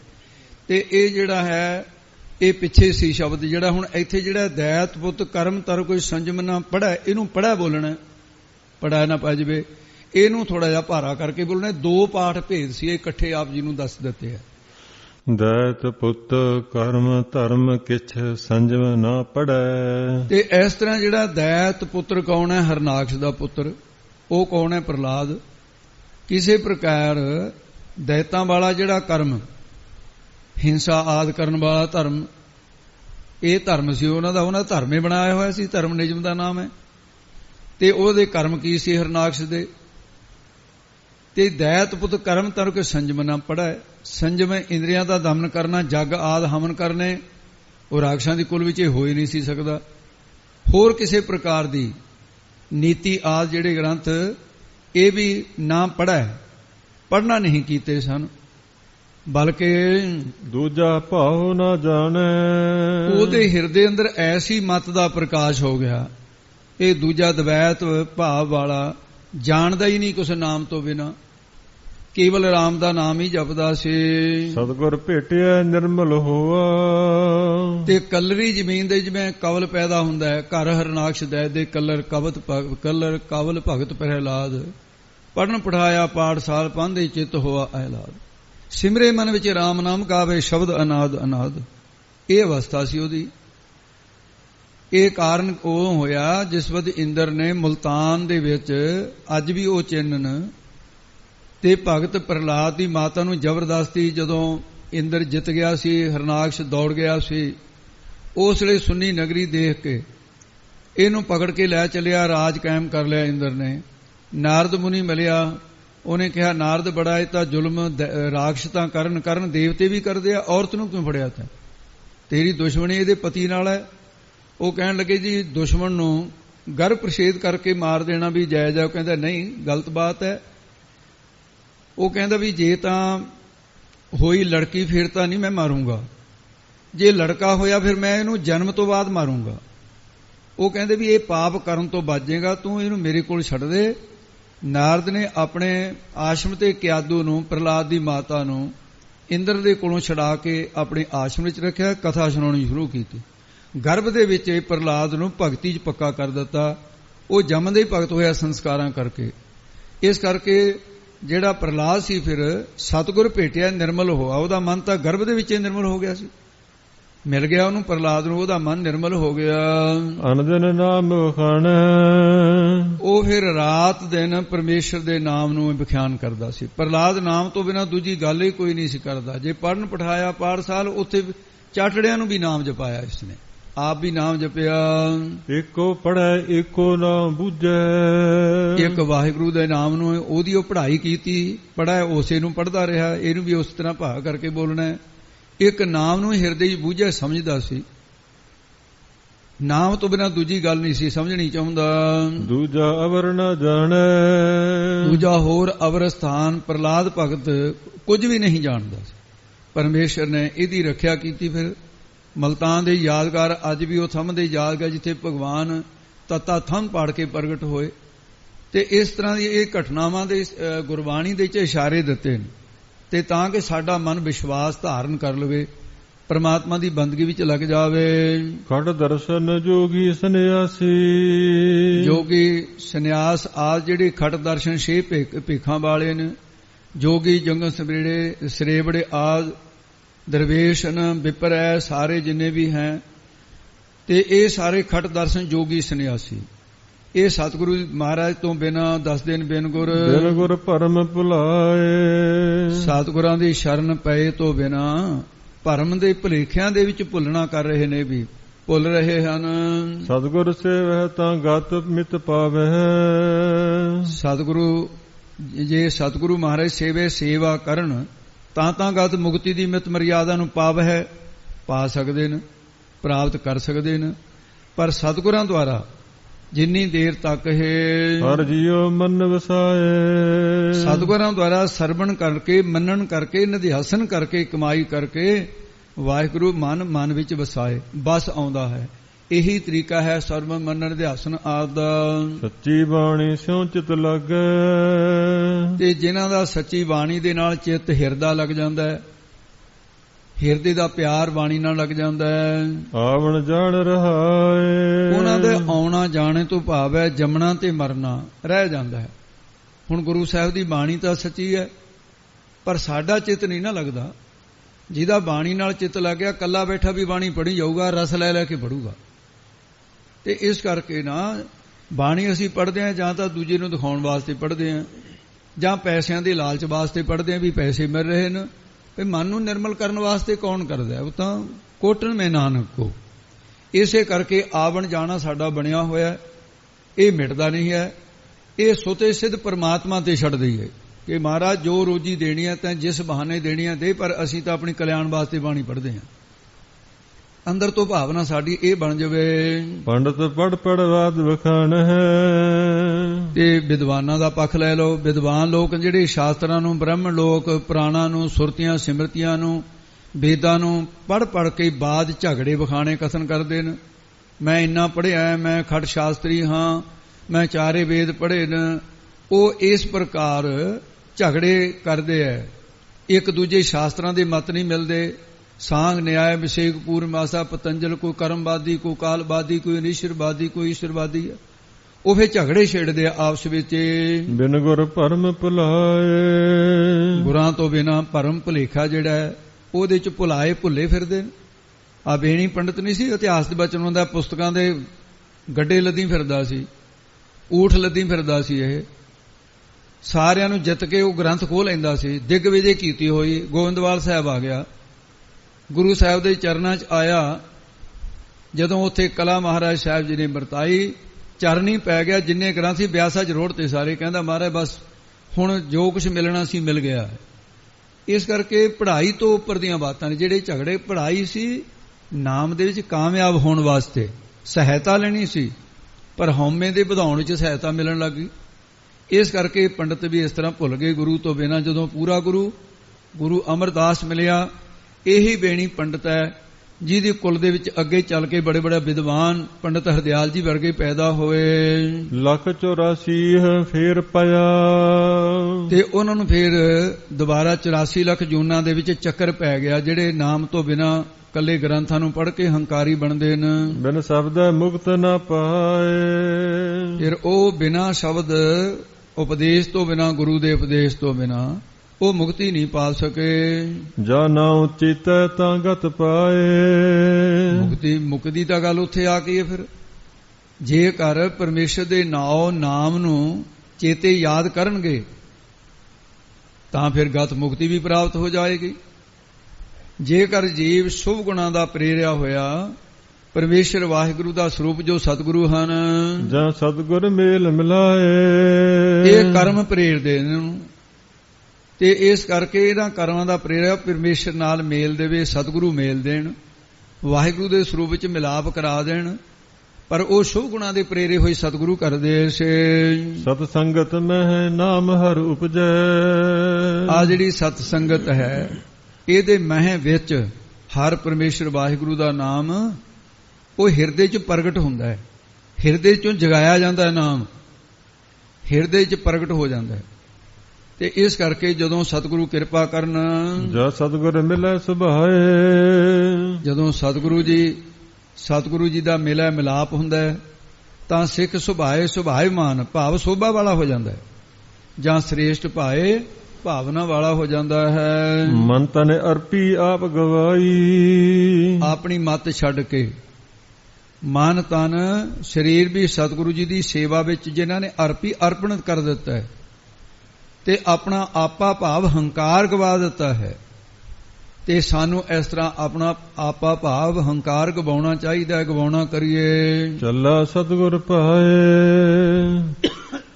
ਸਤਿਗੁਰਾਂ ਦੇ ਭਾਏ ਭਾਣੇ ਅਨੁਸਾਰ ਚੱਲਣਾ ਕਰੀਏ। ਮਨ ਤੇ ਸਰੀਰ ਉਹਦੇ ਭਾਣੇ ਵਿੱਚ, ਗੁਰੂ ਦੇ ਹੁਕਮ ਵਿੱਚ ਉਹਦੇ ਚੱਲਣ ਦੀ ਕੋਸ਼ਿਸ਼ ਸਾਨੂੰ ਕਰਨੀ ਚਾਹੀਦੀ ਹੈ। ਕਾਮਯਾਬੀ ਸਤਿਗੁਰਾਂ ਨੇ ਦੇਣੀ ਤੇ ਅਰਦਾਸਾਂ ਕਰਨੀਆਂ ਚਾਹੀਦੀਆਂ। ਮਹਾਰਾਜ ਕਿਰਪਾ ਕਰ ਦਿਓ। ਸਦ ਬਲਿਹਾਰੀ ਗੁਰ ਆਪਣੇ ਵਿਟੋ। ਅਸੀਂ ਸਦਾ ਹਮੇਸ਼ਾ ਆਪਣੇ ਸਤਿਗੁਰੂ ਤੋਂ ਬਲਿਹਾਰ ਕੁਰਬਾਨ ਜਾਂਦੇ ਹਾਂ। ਜੇ ਹਰ ਛੇਤੀ ਚਿਤ ਲਾਏ, ਜਿਹੜੇ ਹਰੀ ਪਰਮੇਸ਼ਰ ਵਾਹਿਗੁਰੂ ਦੇ ਛੇਤੀ ਨਾਲ ਚਿਤ ਲਾਏ, ਲਗਾ ਦਿੰਦੇ ਨੇ, ਉਹ ਵਾਹਿਗੁਰੂ ਪਰਮੇਸ਼ਰ ਦੇ ਨਾਲ ਜੋੜ ਦਿੰਦੇ ਹਨ। ਸੋ ਬ੍ਰਾਹਮਣ ਬ੍ਰਹਮ ਜੋ ਬਿੰਦੇ। ਸੋ ਦਾ ਅਰਥ ਹੈ ਉਹੀ ਬ੍ਰਾਹਮਣ ਹੈ ਜਿਹੜਾ ਬ੍ਰਹਮ ਸਰੂਪ ਨੂੰ ਬਿੰਦੇ ਜਾਣਦਾ ਹੈ ਅਤੇ ਜਿਸ ਦਾ ਹਰੀ ਪਰਮੇਸ਼ਰ ਵਾਹਿਗੁਰੂ ਦੇ ਹਰ ਛੇਤੀ ਰੰਗ ਰਾਤਾ। ਹਰੀ ਪਰਮੇਸ਼ਰ ਦੇ ਛੇਤੀ ਨਾਲ ਉਹਦਾ ਚਿੱਤ ਰਾਤਾ ਰੰਗਿਆ ਹੋਇਆ ਹੋਵੇ, ਉਹ ਹੈ ਬ੍ਰਾਹਮਣ। ਕਹਾ ਕਬੀਰ ਜੋ ਬ੍ਰਹਮ ਵਿਚਾਰ ਹੈ ਸੋ ਬ੍ਰਾਹਮਣ ਕਹੀਅਤ ਹੈ ਹਮਾਰੇ। ਬ੍ਰਾਹਮਣ ਦੇ ਘਰ ਜੰਮ ਕੇ ਬ੍ਰਾਹਮਣ ਨਹੀਂ ਹੁੰਦਾ। ਇਸ ਕਰਕੇ ਇਹ ਸੰਸਕਾਰਾਂ ਦੁਆਰਾ ਹੈ। ਇਹ ਸੁਰਤੀ ਦਾ ਪ੍ਰਮਾਣ ਹੈ। ਇਹਦੇ ਵਿੱਚ ਬੜਾ ਸੁੰਦਰ ਕਥਨ ਕੀਤਾ ਹੈ ਪਰ ਇਹ ਲੋਕਾਂ ਨੇ ਪਤਾ ਨਹੀਂ ਉਹ ਸੁਰਤੀਆਂ ਸਿਮਰਤੀਆਂ ਪੜ੍ਹ ਕੇ ਫੇਰ ਵੀ ਅਮਲ ਕਿਉਂ ਨਹੀਂ ਕੀਤਾ। ਜਾਤੀ ਦਾ ਵਿਤਕਰਾ ਫੇਰ ਕਰਦੇ ਰਹੇ। ਹੁਣ ਸੁਰਤੀ ਕੀ ਹੈ? ਜਨਮ ਜਾਏ ਤੇ ਸ਼ੂਦਰਾ ਸੰਸਕਾਰੇ ਦੀਓਤਮਾ ਵੇਦ ਪਾਠੀ ਭਵੇਤ ਵਿਪਰਾ ਬ੍ਰਹਮ ਜੰਤੀ ਇਤੀ ਬ੍ਰਾਹਮਣਾ। ਉਹ ਕਹਿੰਦੇ ਭਾਈ ਜਨਮ ਤੋਂ ਤਾਂ ਕਹੇ ਬਾਹਮਣਾ ਦੇ ਘਰ ਮੁੰਡਾ ਪੈਦਾ ਹੋਇਆ ਲੜਕਾ ਤਾਂ ਵੀ ਸ਼ੂਦਰ ਹੀ ਹੈ, ਜਨਮ ਕਰਕੇ ਤਾਂ ਸ਼ੂਦਰ ਹੈ ਉਹ। ਸੰਸਕਾਰੇ ਜਿਦੋਤਮਾ ਸੰਸਕਾਰ ਜਦੋਂ ਹੋਵੇ ਦਿਜੋਤਮਾ ਉਹ ਸੰਸਕਾਰ ਪਾਏ ਜਾਂਦੇ, ਜਨੇਊ ਪਾਤਾ ਤੇ ਹੋਰ ਸੰਸਕਾਰ ਕਰਦੇ। ਲੋ ਜੀ ਹੁਣ ਇਹ ਹੈ ਜੇ ਵੇਦ ਪੜ੍ਹਨ ਲੱਗ ਗਿਆ ਤਾਂ ਵਿਪਰਾ, ਫਿਰ ਉਹਦਾ ਨਾਮ ਉਹਦਾ ਪੈ ਗਿਆ ਵਿਪਰ। ਤੇ ਜੇ ਬ੍ਰਹਮ ਨੂੰ ਜਾਣ ਲਿਆ ਬ੍ਰਹਮ ਜਨੰਤੀ ਇਤੀ ਬ੍ਰਾਹਮਣਾ, ਬ੍ਰਹਮ ਨੂੰ ਜਾਣਨ ਕਰਕੇ ਬ੍ਰਾਹਮਣ ਹੋ ਸਕਦਾ ਹੈ। ਬਾਹਮਣਾ ਦੇ ਜੰਮਿਆ ਹੋਇਆ ਸ਼ਰਾਬੀ ਕਬਾਬੀ ਹੋਵੇ, ਦੁਰਾਚਾਰ ਕਰਦਾ ਹੋਵੇ, ਬ੍ਰਹਮ ਨੂੰ ਜੇ ਕਬੀਰ ਸਾਹਿਬ ਨੇ ਬ੍ਰਹਮ ਨੂੰ ਜਾਣ ਲਿਆ ਤਾਂ ਬ੍ਰਾਹਮਣ ਹੋ ਗਏ। ਉਹ ਨਾਮਦੇਵ ਵੀ ਬ੍ਰਾਹਮਣ ਹੋ ਗਿਆ। ਜੇ ਬ੍ਰਾਹਮਣਾਂ ਦੇ ਘਰ ਪੈਦਾ ਹੋ ਕੇ ਜਿਨ੍ਹਾਂ ਦੀ ਜਾਤੀ ਉਹ ਹੈ ਤਾਂ ਮਹਾਰਾਜ ਨੇ ਕਿਹਾ ਜਾਤ ਕਾ ਗਰਬ ਨਾ ਕਰਿਓ, ਕੋਈ ਇਹਦਾ ਹੰਕਾਰ ਨਾ ਕਰਿਆ ਕਰੋ। ਇਹ ਫਿਰ ਮਹਾਰਾਜ ਸਾਹਿਬ ਕਹਿੰਦੇ ਜਿਹੜੇ ਪਰਮੇਸ਼ਰ ਦੇ ਨਾਲ ਜਿਨ੍ਹਾਂ ਦੇ ਰੰਗ ਪ੍ਰੇਮ ਲੱਗਿਆ ਉਹ ਬ੍ਰਹਮ ਨੂੰ ਜਾਣਨ ਵਾਲੇ ਹੀ ਬ੍ਰਾਹਮਣ ਹਨ ਭਾਏ। ਪ੍ਰਭ ਨਿਕਟ ਵਸੈ ਸਭ ਨਾ ਘਟ ਅੰਤਰ। ਪ੍ਰਭੂ ਅਕਾਲ ਪੁਰਖ ਵਾਹਿਗੁਰੂ ਨਿਕਟ ਨੇੜੇ ਭਾਵ ਸਭਨਾਂ ਸਾਰਿਆਂ ਦੇ ਘਟ ਹਿਰਦਿਆਂ ਦੇ ਅੰਦਰ ਹੀ ਹੈ।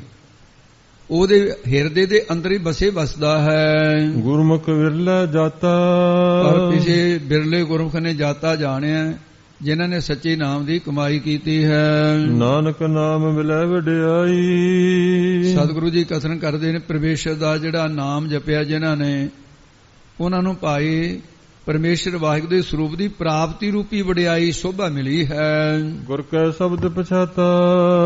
ਅੱਜ ਤੱਕ ਜਿਹਨੇ ਵੀ ਸਿਆਣਿਆ ਵਾਹਿਗੁਰੂ ਨੂੰ ਗੁਰੂ ਸਾਹਿਬ ਦੇ ਸ਼ਬਦ ਉਪਦੇਸ਼ ਦੁਆਰਾ ਹੀ ਪਛਾਤਾ ਹੈ, ਪਛਾਣਿਆ ਹੈ। ਪਛਾਤੇ ਦਾ ਅਰਥ ਹੀ ਪਛਾਣਨਾ ਹੈ, ਆਪਣੇ ਆਪ ਨਹੀਂ ਪਛਾਣ ਸਕਿਆ ਕੋਈ। ਸ੍ਰੀ ਰਾਗ ਮਹੱਲਾ ਤੀਜਾ। ਤੀਸਰੇ ਪਾਤਸ਼ਾਹ ਗੁਰੂ ਅਮਰਦਾਸ ਜੀ ਅੱਗੇ ਸ਼ਬਦ ਉਚਾਰਨ ਕਰਦੇ ਹਨ ਸ੍ਰੀ ਰਾਗ ਵਿੱਚ। ਗੋਇੰਦਵਾਲ ਸਾਹਿਬ ਵੀ ਸ਼ਬਦ ਉਚਾਰਨ ਕੀਤਾ ਹੈ ਵੀ ਸਹਜੈਨੋ ਸਭ ਲੋਚਦੇ।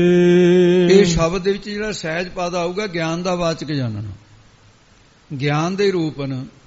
ਇੱਕ ਮੁੱਢਲਾ ਗਿਆਨ ਹੈ, ਇੱਕ ਅਖੀਰ ਦੇ ਵਿੱਚ ਜਾ ਕੇ ਬ੍ਰਹਮ ਗਿਆਨ ਹੈ। ਇਸ ਕਰਕੇ ਧਿਆਨ ਰੱਖਣ ਦੀ ਲੋੜ ਹੈ। ਸਹਿਜੇ ਗਿਆਨ ਨੂੰ ਤਾਂ ਸਾਰੀ ਦੁਨੀਆ ਲੋਚਦੀ ਦਾ ਅਰਥ ਹੈ ਚਾਹੁੰਦੀ ਹੈ ਪ੍ਰਾਪਤ ਹੋ ਜਾਵੇ, ਪਰ ਇਹ ਗਿਆਨ ਜਿਹੜਾ ਹੈ ਆਪਣੇ ਆਪ ਨਹੀਂ ਹੁੰਦਾ। ਦੀਵਾ ਜਗਣਾ ਵੀ ਚਾਹੇ ਤਾਂ ਆਪਣੇ ਆਪ ਜਗ ਨਹੀਂ ਸਕਦਾ। ਤੀਲਾ ਲਾ ਕੇ ਦੀਵਾ ਜਗਾਉਣ ਵਾਲਾ ਕੋਈ ਹੋਰ ਦੂਸਰਾ ਹੈ ਤਾਂ ਜਗੂਗਾ ਦੀਵਾ, ਆਪਣੇ ਆਪ ਦੀਵਾ ਜਗ ਨਹੀਂ ਸਕਦਾ।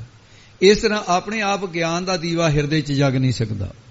ਇਹ ਗੁਰੂ ਦੇ ਹੱਥ ਵਿੱਚ ਹੈ, ਪੂਰਨ ਗੁਰੂ ਦੇ। ਬਿਨ ਗੁਰ ਪਾਇਆ ਨਾ ਜਾਏ। ਸਤਿਗੁਰੂ ਤੋਂ ਬਿਨ ਬਗੈਰ ਬ੍ਰਹਮ ਗਿਆਨ ਜਿਹੜਾ ਪਾਇਆ ਨਹੀਂ ਜਾਂਦਾ।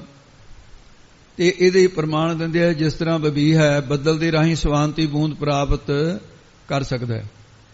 ਜਿੰਨੇ ਮਰਜੀ ਸਮੁੰਦਰ ਦਰਿਆ ਪਾਣੀ ਦੇ ਨਦੀਆਂ ਨਾਲੇ ਭਰੇ ਪਏ ਨੇ ਪਰ ਪਵੀਹੇ ਨੂੰ ਤਾਂ ਏਕ ਬੂੰਦ ਜਲ ਕਾਰਨ ਚਾਤਰਕ ਦੁੱਖ ਪਾਵੇ।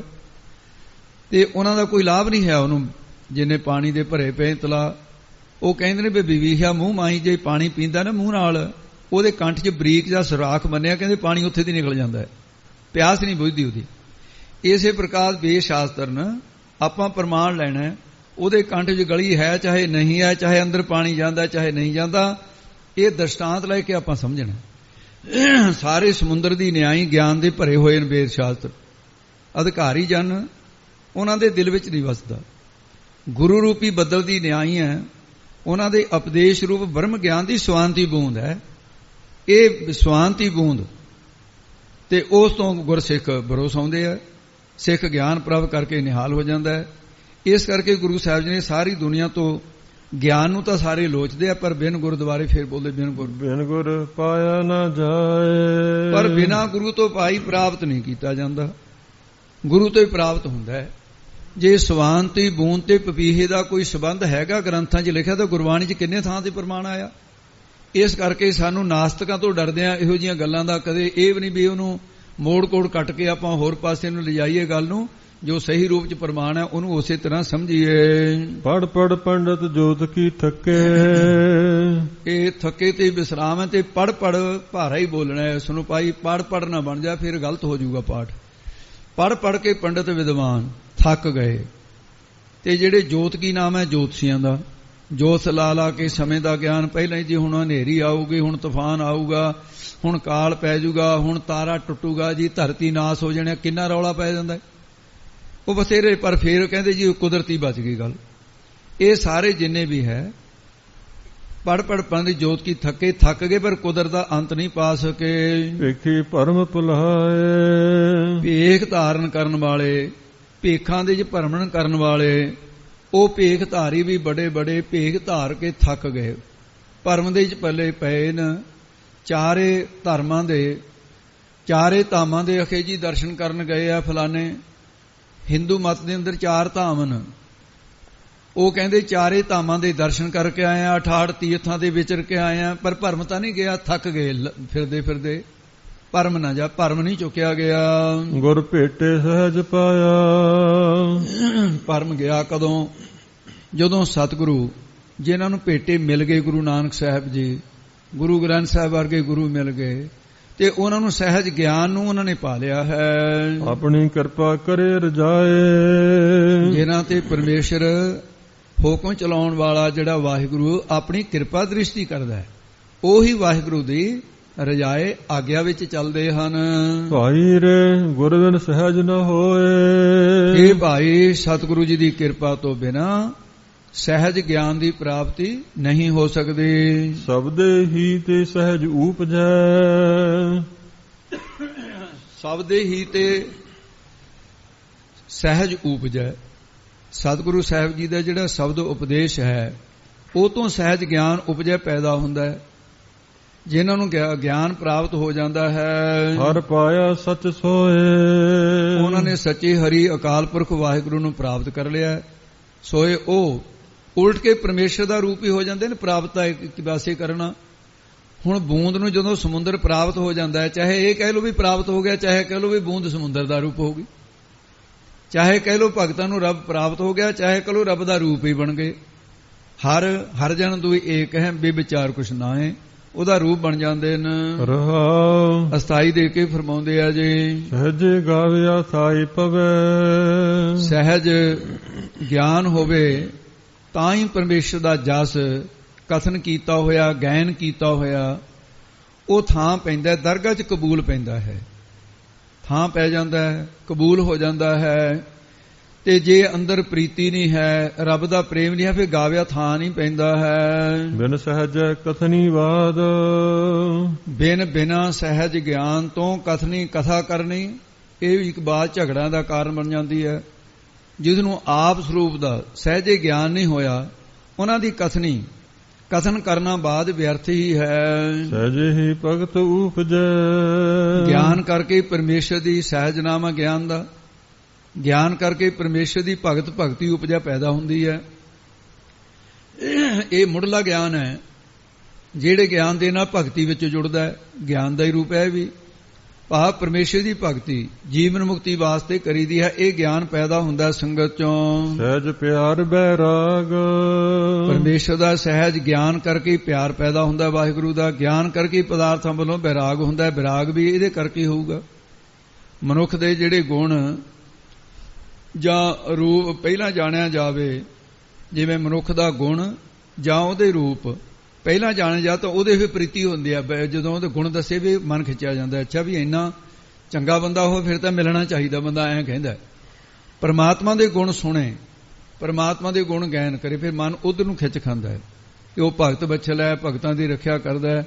ਪਰਮੇਸ਼ਰ ਦੇ ਗੁਣਾਂ ਦਾ ਪਹਿਲਾਂ ਗਿਆਨ ਹੋਊਗਾ ਤਾਂ ਹੀ ਭਗਤੀ ਹੋਊਗੀ। ਸਹਜੇ ਹੀ ਤੇ ਸੁਖ ਸ਼ਾਂਤ ਹੋਏ, ਅਪਰੋਖ ਗਿਆਨ ਜਿਹੜਾ ਹੈ, ਅਪਰੋਖ ਗਿਆਨ ਕਰਕੇ ਆਤਮ ਸੁਖ ਦੀ ਪ੍ਰਾਪਤ ਹੁੰਦੀ ਹੈ।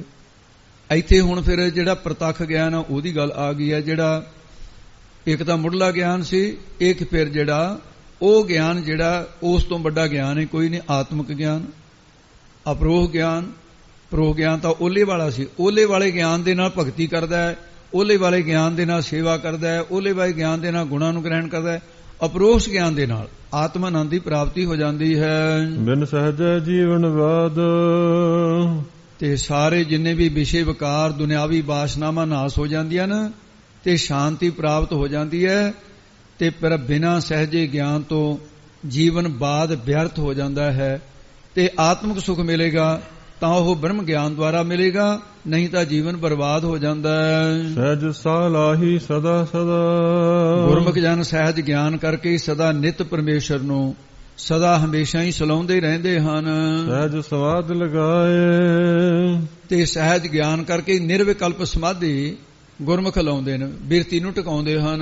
ਸਹਿਜੇ ਗੁਣ ਊਚਰੈ, ਸਹਿਜ ਗਿਆਨ ਕਰਕੇ ਰਸਨਾ ਦੁਆਰਾ ਪਰਮੇਸ਼ਰ ਦੇ ਗੁਣਾਂ ਨੂੰ ਉਚਰਿਆ ਉਚਾਰਨ ਕਰਦੇ ਨੇ, ਹਰ ਵੇਲੇ ਵਾਹਿਗੁਰੂ ਦੇ ਗੁਣ ਗਾਉਂਦੇ ਰਹਿੰਦੇ ਨੇ।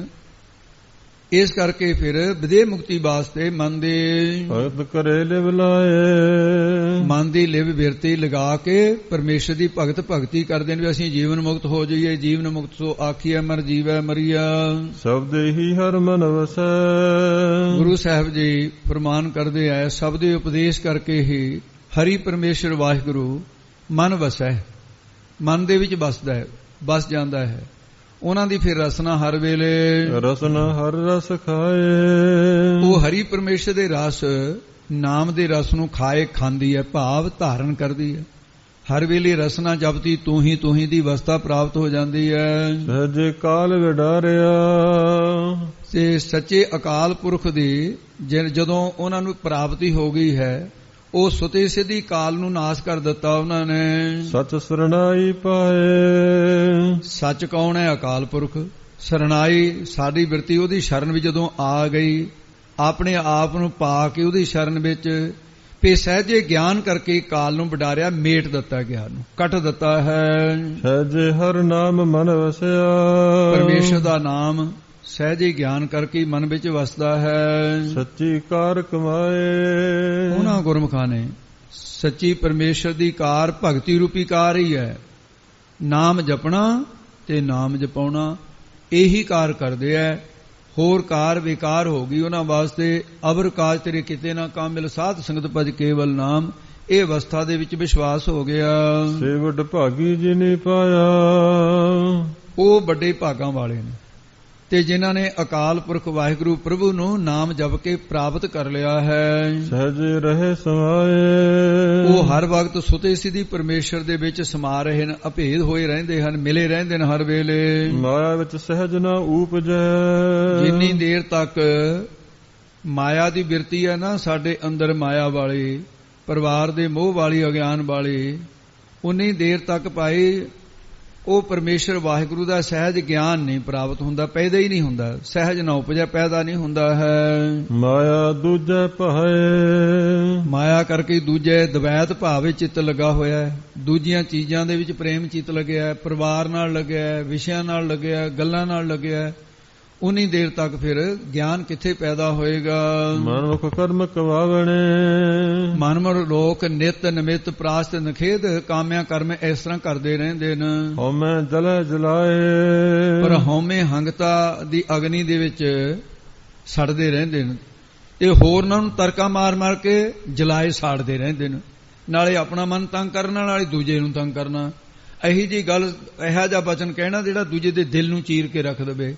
ਨਾ ਉਹ ਬੋਲਣ, ਜਿਹੜਾ ਗੁਰਮੁਖ ਹੋਊਗਾ ਉਹ ਕਹਿੰਦਾ ਚਲੋ ਸਹਾਰ ਲੈਂਦਾ, ਪਰ ਪਾਪ ਕਰਮ ਤਾਂ ਕਰ ਲਿਆ ਨਾ, ਉਹਨੇ ਤਾਂ ਪਾਪ ਕਰਮ ਕਰਿਆ ਨਾ ਜਿਹਨਾਂ ਬੁਰਾ।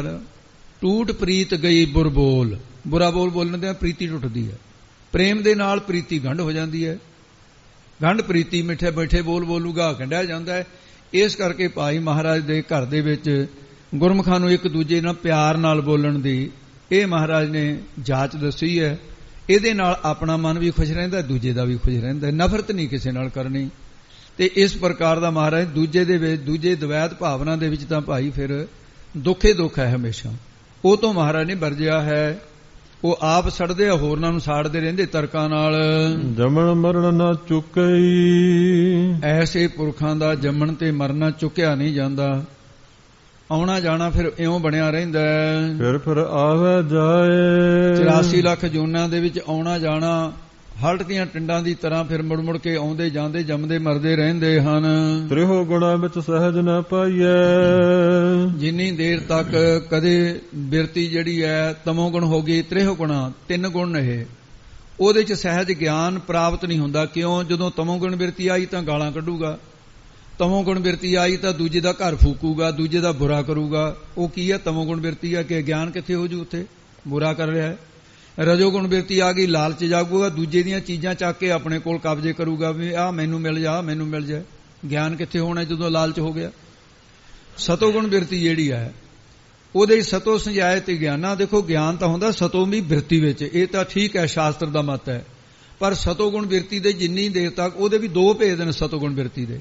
ਜਿੰਨੀ ਦੇਰ ਤੱਕ ਵਡਿਆਈ ਦੀ ਇੱਛਾ ਰੱਖੂਗਾ, ਸਤੋ ਗੁਣ 'ਚ ਵਡਿਆਈ ਦੀ ਇੱਛਾ ਹੁੰਦੀ ਹੈ, ਉਨੀ ਦੇਰ ਤੱਕ ਗਿਆਨ ਉਹਨੂੰ ਵੀ ਨਹੀਂ ਹੁੰਦਾ। ਜਦੋਂ ਵਡਿਆਈ ਦੀ ਇੱਛਾ ਛੱਡ ਦਿੱਤੀ ਤੇ ਇਹ ਨਿਸ਼ਚਾ ਹੋ ਗਿਆ ਮੈਂ ਨਾ ਹੀ ਪ੍ਰਭ ਸਭ ਕੁਝ ਤੇਰਾ, ਵੀ ਮੈਂ ਕੁਝ ਵੀ ਨਹੀਂ ਹਮਾਰਾ, ਨਾ ਹਮ ਕੀਆ ਨਾ ਕरेंगे ਨਾ ਕਰ ਸਕੇ ਸਰੀਰ, ਜੋ ਕੁਝ ਕੀਆ ਸੋ ਹਰ ਕੀਓ ਭਇਓ ਕਬੀਰ ਕਬੀਰ। ਉਹ ਫਿਰ ਜਦੋਂ ਇਸ ਤਰ੍ਹਾਂ ਦਾ ਵਿਸ਼ਵਾਸ ਹੋ ਤਾਂ ਫਿਰ ਸਤੋ ਸੰਜਾਇ ਤੇ ਗਿਆਨ ਹੁੰਦਾ ਹੈ। ਇਹ 3 ਗੁਣਾਂ ਦੇ ਵਿੱਚ ਗਿਆਨ ਨਹੀਂ ਪੈਦਾ ਹੁੰਦਾ। ਵਡਿਆਈ ਦੀ ਇੱਛਾ ਹੋਈ ਤਾਂ ਵੀ ਗੁਣ ਨਹੀਂ ਪੈਦਾ ਹੁੰਦਾ। ਇਸੇ ਕਰਕੇ ਉਹ ਵੇਖਿਆ ਉਹਨਾਂ ਨਜ਼ਰ ਨਾ ਆਵੇ। ਜਪਜੀ ਸਾਹਿਬ ਧਿਆਨ ਰੱਖੋ ਕਿਉਂ ਕਿਹਾ ਹੈ, ਏਕ ਕਮਾਈ ਜੋਤ ਵਿਆਈ 3 ਚੇਲੇ ਪ੍ਰਵਾਨ, ਇੱਕ ਸੰਸਾਰੀ ਇੱਕ ਭੰਡਾਰੀ ਇੱਕ ਲੈ ਦੀ ਬਾਣ, ਜਿਵ ਤਿਸ ਪਾਵੈ ਤਿਵ ਚਲਾਵੇ ਜਿਵ ਹੋਵੇ ਪਰ ਉਹ ਵੇਖਿਆ। ਪਰਮਾਤਮਾ ਤਾਂ ਉਹਨਾਂ ਨੂੰ ਦੇਖਦਾ, ਪਰਮਾਤਮਾ ਕਿਉਂ ਨਹੀਂ ਦੇਖਦੇ? ਇਹ ਗੁਣਾਂ ਦੇ ਆਧਾਰ ਤੇ ਪਰਦਾ ਪਾਇਆ ਹੋਇਆ ਹੈ। ਗੁਰਮੁਖਾਂ ਨੇ ਇਹ ਪਰਦੇ 3 ਗੁਣਾਂ ਦੇ ਚੱਕ ਦਿੱਤੇ ਆ। ਇਸ ਕਰਕੇ ਫਿਰ ਉਹਨਾਂ ਨੂੰ ਸਹਿਜ ਗਿਆਨ ਪੈਦਾ ਹੋਇਆ। ਪਰ ਇਹ 3 ਗੁਣਾਂ 'ਚ ਇਹ ਗਿਆਨ ਨਹੀਂ ਪੈਦਾ ਹੁੰਦਾ। ਤ੍ਰੈ ਗੁਣ ਭਰਮ ਭੁਲਾਏ। ਤ੍ਰਿਗੁਣੀ ਜੀਵ ਜਿਹੜੇ ਨੇ ਉਹ ਫਿਰ ਭਰਮ ਦੇ ਵਿੱਚ ਹੀ ਭੁੱਲੇ ਹੋਏ ਨੇ ਤੇ ਆਪਣੀ ਮਾਇਆ ਉਹਨੇ ਪਸਾਰੀ ਹੋਈ ਹੈ। ਪਰਮੇਸ਼ਰ ਦੀ ਖੇਡ ਹੈ ਇਹ ਸਾਰੀ, ਭੁਲਾ ਦਿੱਤੇ ਜੀਵ। ਪੜ੍ਹੀਆ ਗੁਣੀਆ ਕਿਆ ਕਥੀਐ। ਉਹਨਾਂ ਚਿਰ ਵੇਦਾਂ ਨੂੰ ਪੜ੍ਹੀਏ, ਪੜ੍ਹ ਕੇ ਅਰਥਾਂ ਨੂੰ ਗੁਣੀਏ ਨਾਲ ਵਿਚਾਰ ਕਰਨ ਦਾ ਹੈ।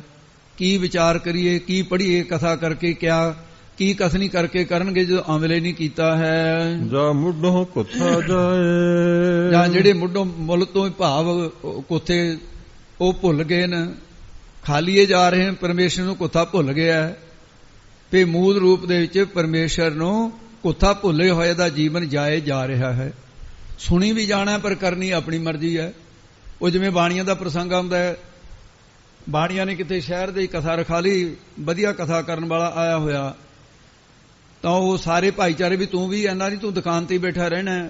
ਭਾਈਚਾਰੇ ਦੇ ਮੂੰਹ ਮਲਾਜਾ ਰੱਖਣ ਵਾਸਤੇ ਚਲਿਆ ਗਿਆ, ਪਰ ਸੁਰਤੀ ਦੁਕਾਨ ਦੇ ਵਿੱਚ ਪੁੱਤ ਨੂੰ ਬਿਠਾ ਗਿਆ। ਕਹਿੰਦਾ ਪੁੱਤ ਗੱਲ ਸੁਣ ਲੈ, ਵੀ ਜਿੰਨੀ ਦੇਰ ਤੱਕ ਮੈਂ ਆਉਂਦਾ ਨਹੀਂ ਵੀ ਉਨੀ ਦੇਰ ਤੱਕ ਤੂੰ ਸੰਭਾਲ, ਜਿੰਨਾ ਕਿ ਤੂੰ ਸੌਦਾ ਦੇਣਾ ਦੇ ਸਕਦਾ ਨਹੀਂ। ਜਿਹੜਾ ਤੈਨੂੰ ਗਾਹਕ ਜੇ ਵੱਡਾ ਆ ਜਾਵੇ ਤਾਂ ਜਾ ਕੇ ਹਾਕ ਨਾ ਮਾਰੀ ਮੈਨੂੰ। ਪਹਿਲੀ ਤਾਂ ਗੱਲ ਆ ਵੀ ਮੈਂ ਚਤਨ ਰਹੂੰਗਾ, ਤੂੰ ਜਾ ਕੇ ਮੇਰੇ ਵੱਲ ਦੇਖ ਕੇ ਬਸ ਮਾੜਾ ਜਿਹਾ ਜਦੇ ਅੱਖ ਦਾ ਇਸ਼ਾਰਾ ਕਰਕੇ ਆ ਜੀ ਤੇ ਮੈਂ ਉੱਠ ਕੇ ਆ ਜਾਊਂਗਾ ਆਪੇ। ਪਰ ਜੇ ਤੂੰ ਬੁਲਾ ਕੇ ਲਿਆਏਂਗਾ ਫਿਰ ਉਹ ਭਾਈਚਾਰਾ ਗੁੱਸਾ ਕਰੂ। ਕਿਤੇ ਗਾਹਕ ਵੱਡਾ ਆ ਗਿਆ, ਉਹ ਪੁੱਤ ਨੂੰ ਪਤਾ ਨਹੀਂ ਸੀ ਵੀ ਇਹਦਾ ਸੌਦੇ ਦਾ ਮੁੱਲ ਕਿੰਨਾ ਹੈ। ਉਹ ਗਿਆ ਜਾ ਕੇ ਇਸ਼ਾਰਾ ਕਰਕੇ, ਇੰਨੇ ਨੂੰ ਉਹਦੇ ਪੁੱਤ ਨੇ ਸੁਣ ਲਿਆ। ਕੰਨਾਂ ਦੇ 'ਚ ਆਵਾਜ਼ ਪਈ ਵੀ ਗਊ ਗਰੀਬ ਦੀ ਰੱਖਿਆ ਕਰਨੀ ਚਾਹੀਦੀ ਹੈ, ਗਊ ਨੂੰ ਮਾਰਨਾ ਨਹੀਂ ਚਾਹੀਦਾ। ਉਹ ਜਦੋਂ ਆਇਆ, ਜਿਹੜੇ ਪੰਸਾਰੀਆਂ ਦੇ ਮੂਹਰੇ ਬੋਰੀਆਂ ਦੀਆਂ ਪੁੱਠੀਆਂ ਜਾਂ ਮੂੰਹ ਕਰਕੇ ਰਸਤਪਾਤ ਨੰਗੀ ਕਰਕੇ ਰੱਖੀ ਹੁੰਦੀ ਆ, ਦਾਣੇ ਆਟਾ ਆਮ ਪਿਆ ਹੁੰਦਾ ਹੈ। ਪੁਰਾਣੇ ਸਮੇਂ ਤਾਂ ਐਸਾ ਸੀ, ਚਲੋ ਹੁਣ ਸਾਧਨ ਬਦਲ ਗਏ। ਉਹ ਲੰਗੜੀ ਜੀ ਗਾਂ ਵਿਚਾਰੀ ਭੁੱਖੀ, ਉਹ ਆ ਕੇ ਖਾਣ ਲੱਗ ਗਈ। ਉਹ ਕਹਿੰਦਾ ਖਾ ਲਾ ਖਾ ਲਾ। ਕਹਿੰਦਾ ਮੈਂ ਨਹੀਂ ਤੈਨੂੰ ਹਟਾਉਂਦਾ, ਮੈਂ ਕਥਾ ਸੁਣ ਕੇ ਆਇਆ। ਕਥਾ 'ਚ ਕਿਹਾ ਵੀ ਤਰਸ ਕਰਨਾ ਚਾਹੀਦਾ, ਦਇਆ ਕਰਨੀ ਚਾਹੀਦੀ ਗਊ ਦੇ। ਇਹਨੂੰ ਬਾਣੀਆਂ ਆਵੇ ਹੁੱਕ ਦੇ ਮਾਰਦਾ, ਕਹਿੰਦਾ ਤੂੰ ਅੰਨਾ ਹੋ ਗਿਆ, ਉਹ ਗਾਂ ਨਹੀਂ ਹਟਾਉਂਦਾ ਤੂੰ। ਉਹ ਕਹਿੰਦਾ ਪਿਤਾ ਜੀ ਵੀ ਮੈਂ ਇਸ ਕਰਕੇ ਨਹੀਂ ਹਟਾਉਂਦਾ, ਦਇਆ ਕਰਨੀ ਚਾਹੀਦੀ। ਉਹਨੇ ਡਾਂਗ ਚੱਕੀ, ਪਹਿਲਾਂ ਗਾਂ ਦੇ ਮਾਰੀਆਂ, ਦੋ ਤਿੰਨ ਉਹਦੇ ਤੇ ਛੱਡੀਆਂ। ਉਹ ਕਹਿੰਦਾ ਬਾਪੂ ਮਾਰਦਾ। ਕਹਿੰਦਾ ਤੂੰ ਮੂਰਖ ਹੈ, ਕਹਿੰਦਾ ਘਰ ਉਜਾੜੇਗਾ। ਉਹ ਕਹਿੰਦਾ ਪਿਤਾ ਜੀ ਵੀ ਮੈਂ ਤਾਂ ਇੱਕ ਦਿਨ ਗਿਆ ਕਥਾ ਸੁਣਨ, ਮੈਂ ਤਾਂ ਅਮਲ ਕੀਤਾ ਉਹਦੇ ਤੇ। ਕਿਹੜਾ ਅਮਲ ਕੀਤਾ? ਕਹਿੰਦਾ ਹੁਣੇ ਸੁਣਿਆ ਨਹੀਂ ਸੀ ਪੰਡਤ ਜੀ ਕਹਿੰਦੇ ਸੀ ਕਥਾ 'ਚ ਗਈ ਗਊ ਗਰੀਬ ਤੇ ਦਇਆ ਕਰਨੀ ਚਾਹੀਦੀ ਹੈ। ਕਹਿੰਦਾ ਗੱਲ ਸੁਣ ਲਾ ਓਏ।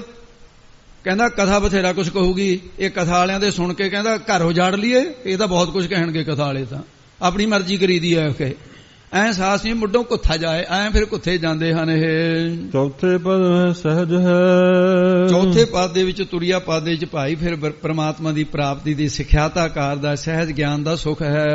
ਗੁਰਮੁਖ ਪੱਲੇ ਪਾਏ। ਗੁਰਾਂ ਦੁਆਰਾ ਗੁਰਮੁਖਾਂ ਦੇ ਹਿਰਦੇ ਰੂਪੀ ਪੱਲੇ ਦੇ ਵਿੱਚ ਪਾਏ। ਸਖਿਆਤਾ ਕਾਰ ਰੂਪ ਬ੍ਰਹਮ ਦੀ ਪ੍ਰਾਪਤੀ ਹੋ ਜਾਂਦੀ ਹੈ। ਨਿਰਗੁਣ ਨਾਮ ਨਿਧਾਨ ਹੈ। ਇਹ ਨਿਰਗੁਣ ਗੁਣਾ ਤੋਂ ਰਹਿਤ ਜੀਵ, ਤੇਰੇ 'ਚ ਗੁਣ ਨਹੀਂ ਹੈ ਕੋਈ। ਪਰਮੇਸ਼ਰ ਦਾ ਨਾਮ ਜਿਹੜਾ ਅਸਲੀ ਨਿਧਾਨ ਖਜ਼ਾਨਾ ਹੈ ਨਾਮ ਦਾ, ਉਹ ਖਜ਼ਾਨਾ ਪ੍ਰਾਪਤ ਕਰ। ਨਿਰਗੁਣ ਤਿੰਨਾਂ ਗੁਣਾਂ ਤੋਂ ਅਤੀਤ ਨਿਰਾਕਾਰ ਸਰੂਪ ਵਾਹਿਗੁਰੂ ਪਰਮੇਸ਼ਰ ਦਾ ਨਾਮ ਨਿਧੀਆਂ ਤੇ ਸੁਖਾਂ ਦਾ ਖਜ਼ਾਨਾ ਰੂਪ ਹੈ। ਸਹਿਜ ਸੋਝੀ ਹੋਏ, ਸਹਿਜੇ ਗਿਆਨ ਦੁਆਰਾ ਉਹਦੀ ਸੋਝੀ ਖਬਰ ਹੋਏਗੀ ਤੈਨੂੰ। ਗੁਣਵੰਤੀ ਸਾਲਾਹਿਆ, ਜਿਹੜੇ ਗੁਣਵੰਤੀ ਗੁਣਾਂ ਦੇ ਸਹਿਤ ਮਹਾਤਮਾ ਜਨ, ਉਹਨਾਂ ਨੇ ਪਰਮੇਸ਼ਰ ਦੇ ਨਾਮ ਨੂੰ ਸਲਾਹਿਆ, ਸਿਫਤ ਕੀਤੀ ਹੈ। ਸੱਚੇ ਸੱਚੀ ਸੋਏ, ਤੇ ਜਿਸ ਨਾਲ ਉਹਨਾਂ ਸੱਚੇ ਸਤਪੁਰਸ਼ਾਂ ਦੀ ਲੋਕ ਪ੍ਰਲੋਕ ਦੇ ਕੇ ਸੱਚੀ ਸੋਏ। ਸੋਏ ਨਾ ਸੋਭਾ ਦਾ ਹੈ। ਲੋਕ ਦੇ ਵਿੱਚ ਜਿਨੀ ਨਾਮ ਧਿਆਇਆ ਗਏ ਮਸਕਤ ਘਾਲ, ਨਾਨਕ ਤੇ ਮੁਖ ਚਲੇ ਕੀਤੀ ਛੋਟੀ ਨਾਲ, ਉਹਨਾਂ ਦੀ ਸ਼ਲਾਘਾ ਲੋਕ ਪ੍ਰਲੋਕ ਦੇ ਵਿੱਚ ਹੋ ਰਹੀ ਹੈ। ਭੁੱਲਿਆ ਸਹਿਜ ਮਿਲਾਏ ਸੀ, ਜਿਹੜੇ ਜੀਵ ਅਗਿਆਨ ਕਰਕੇ ਭੁੱਲੇ ਫਿਰਦੇ ਐ, ਗੁਰੂ ਸਾਹਿਬ ਜੀ ਉਹਨਾਂ ਨੂੰ ਸਹਿਜ ਗਿਆਨ ਦੁਆਰਾ ਸ਼ਾਂਤੀ ਦੇ ਕੇ ਆਪਣੇ ਨਿਜ ਸਰੂਪ ਦੇ ਵਿੱਚ ਤੇ ਇਸ ਪ੍ਰਕਾਰ ਮਿਲਾਏ ਸੀ। ਉਹ ਮਿਲਾਉਂਦੇ ਸੀ ਤੇ ਹੁਣ ਮਿਲਾ ਰਹੇ ਨੇ, ਪਿੱਛੇ ਮਿਲਾਉਂਦੇ ਸੀ, ਅੱਗੇ ਨੂੰ ਮਿਲਾਉਣਗੇ।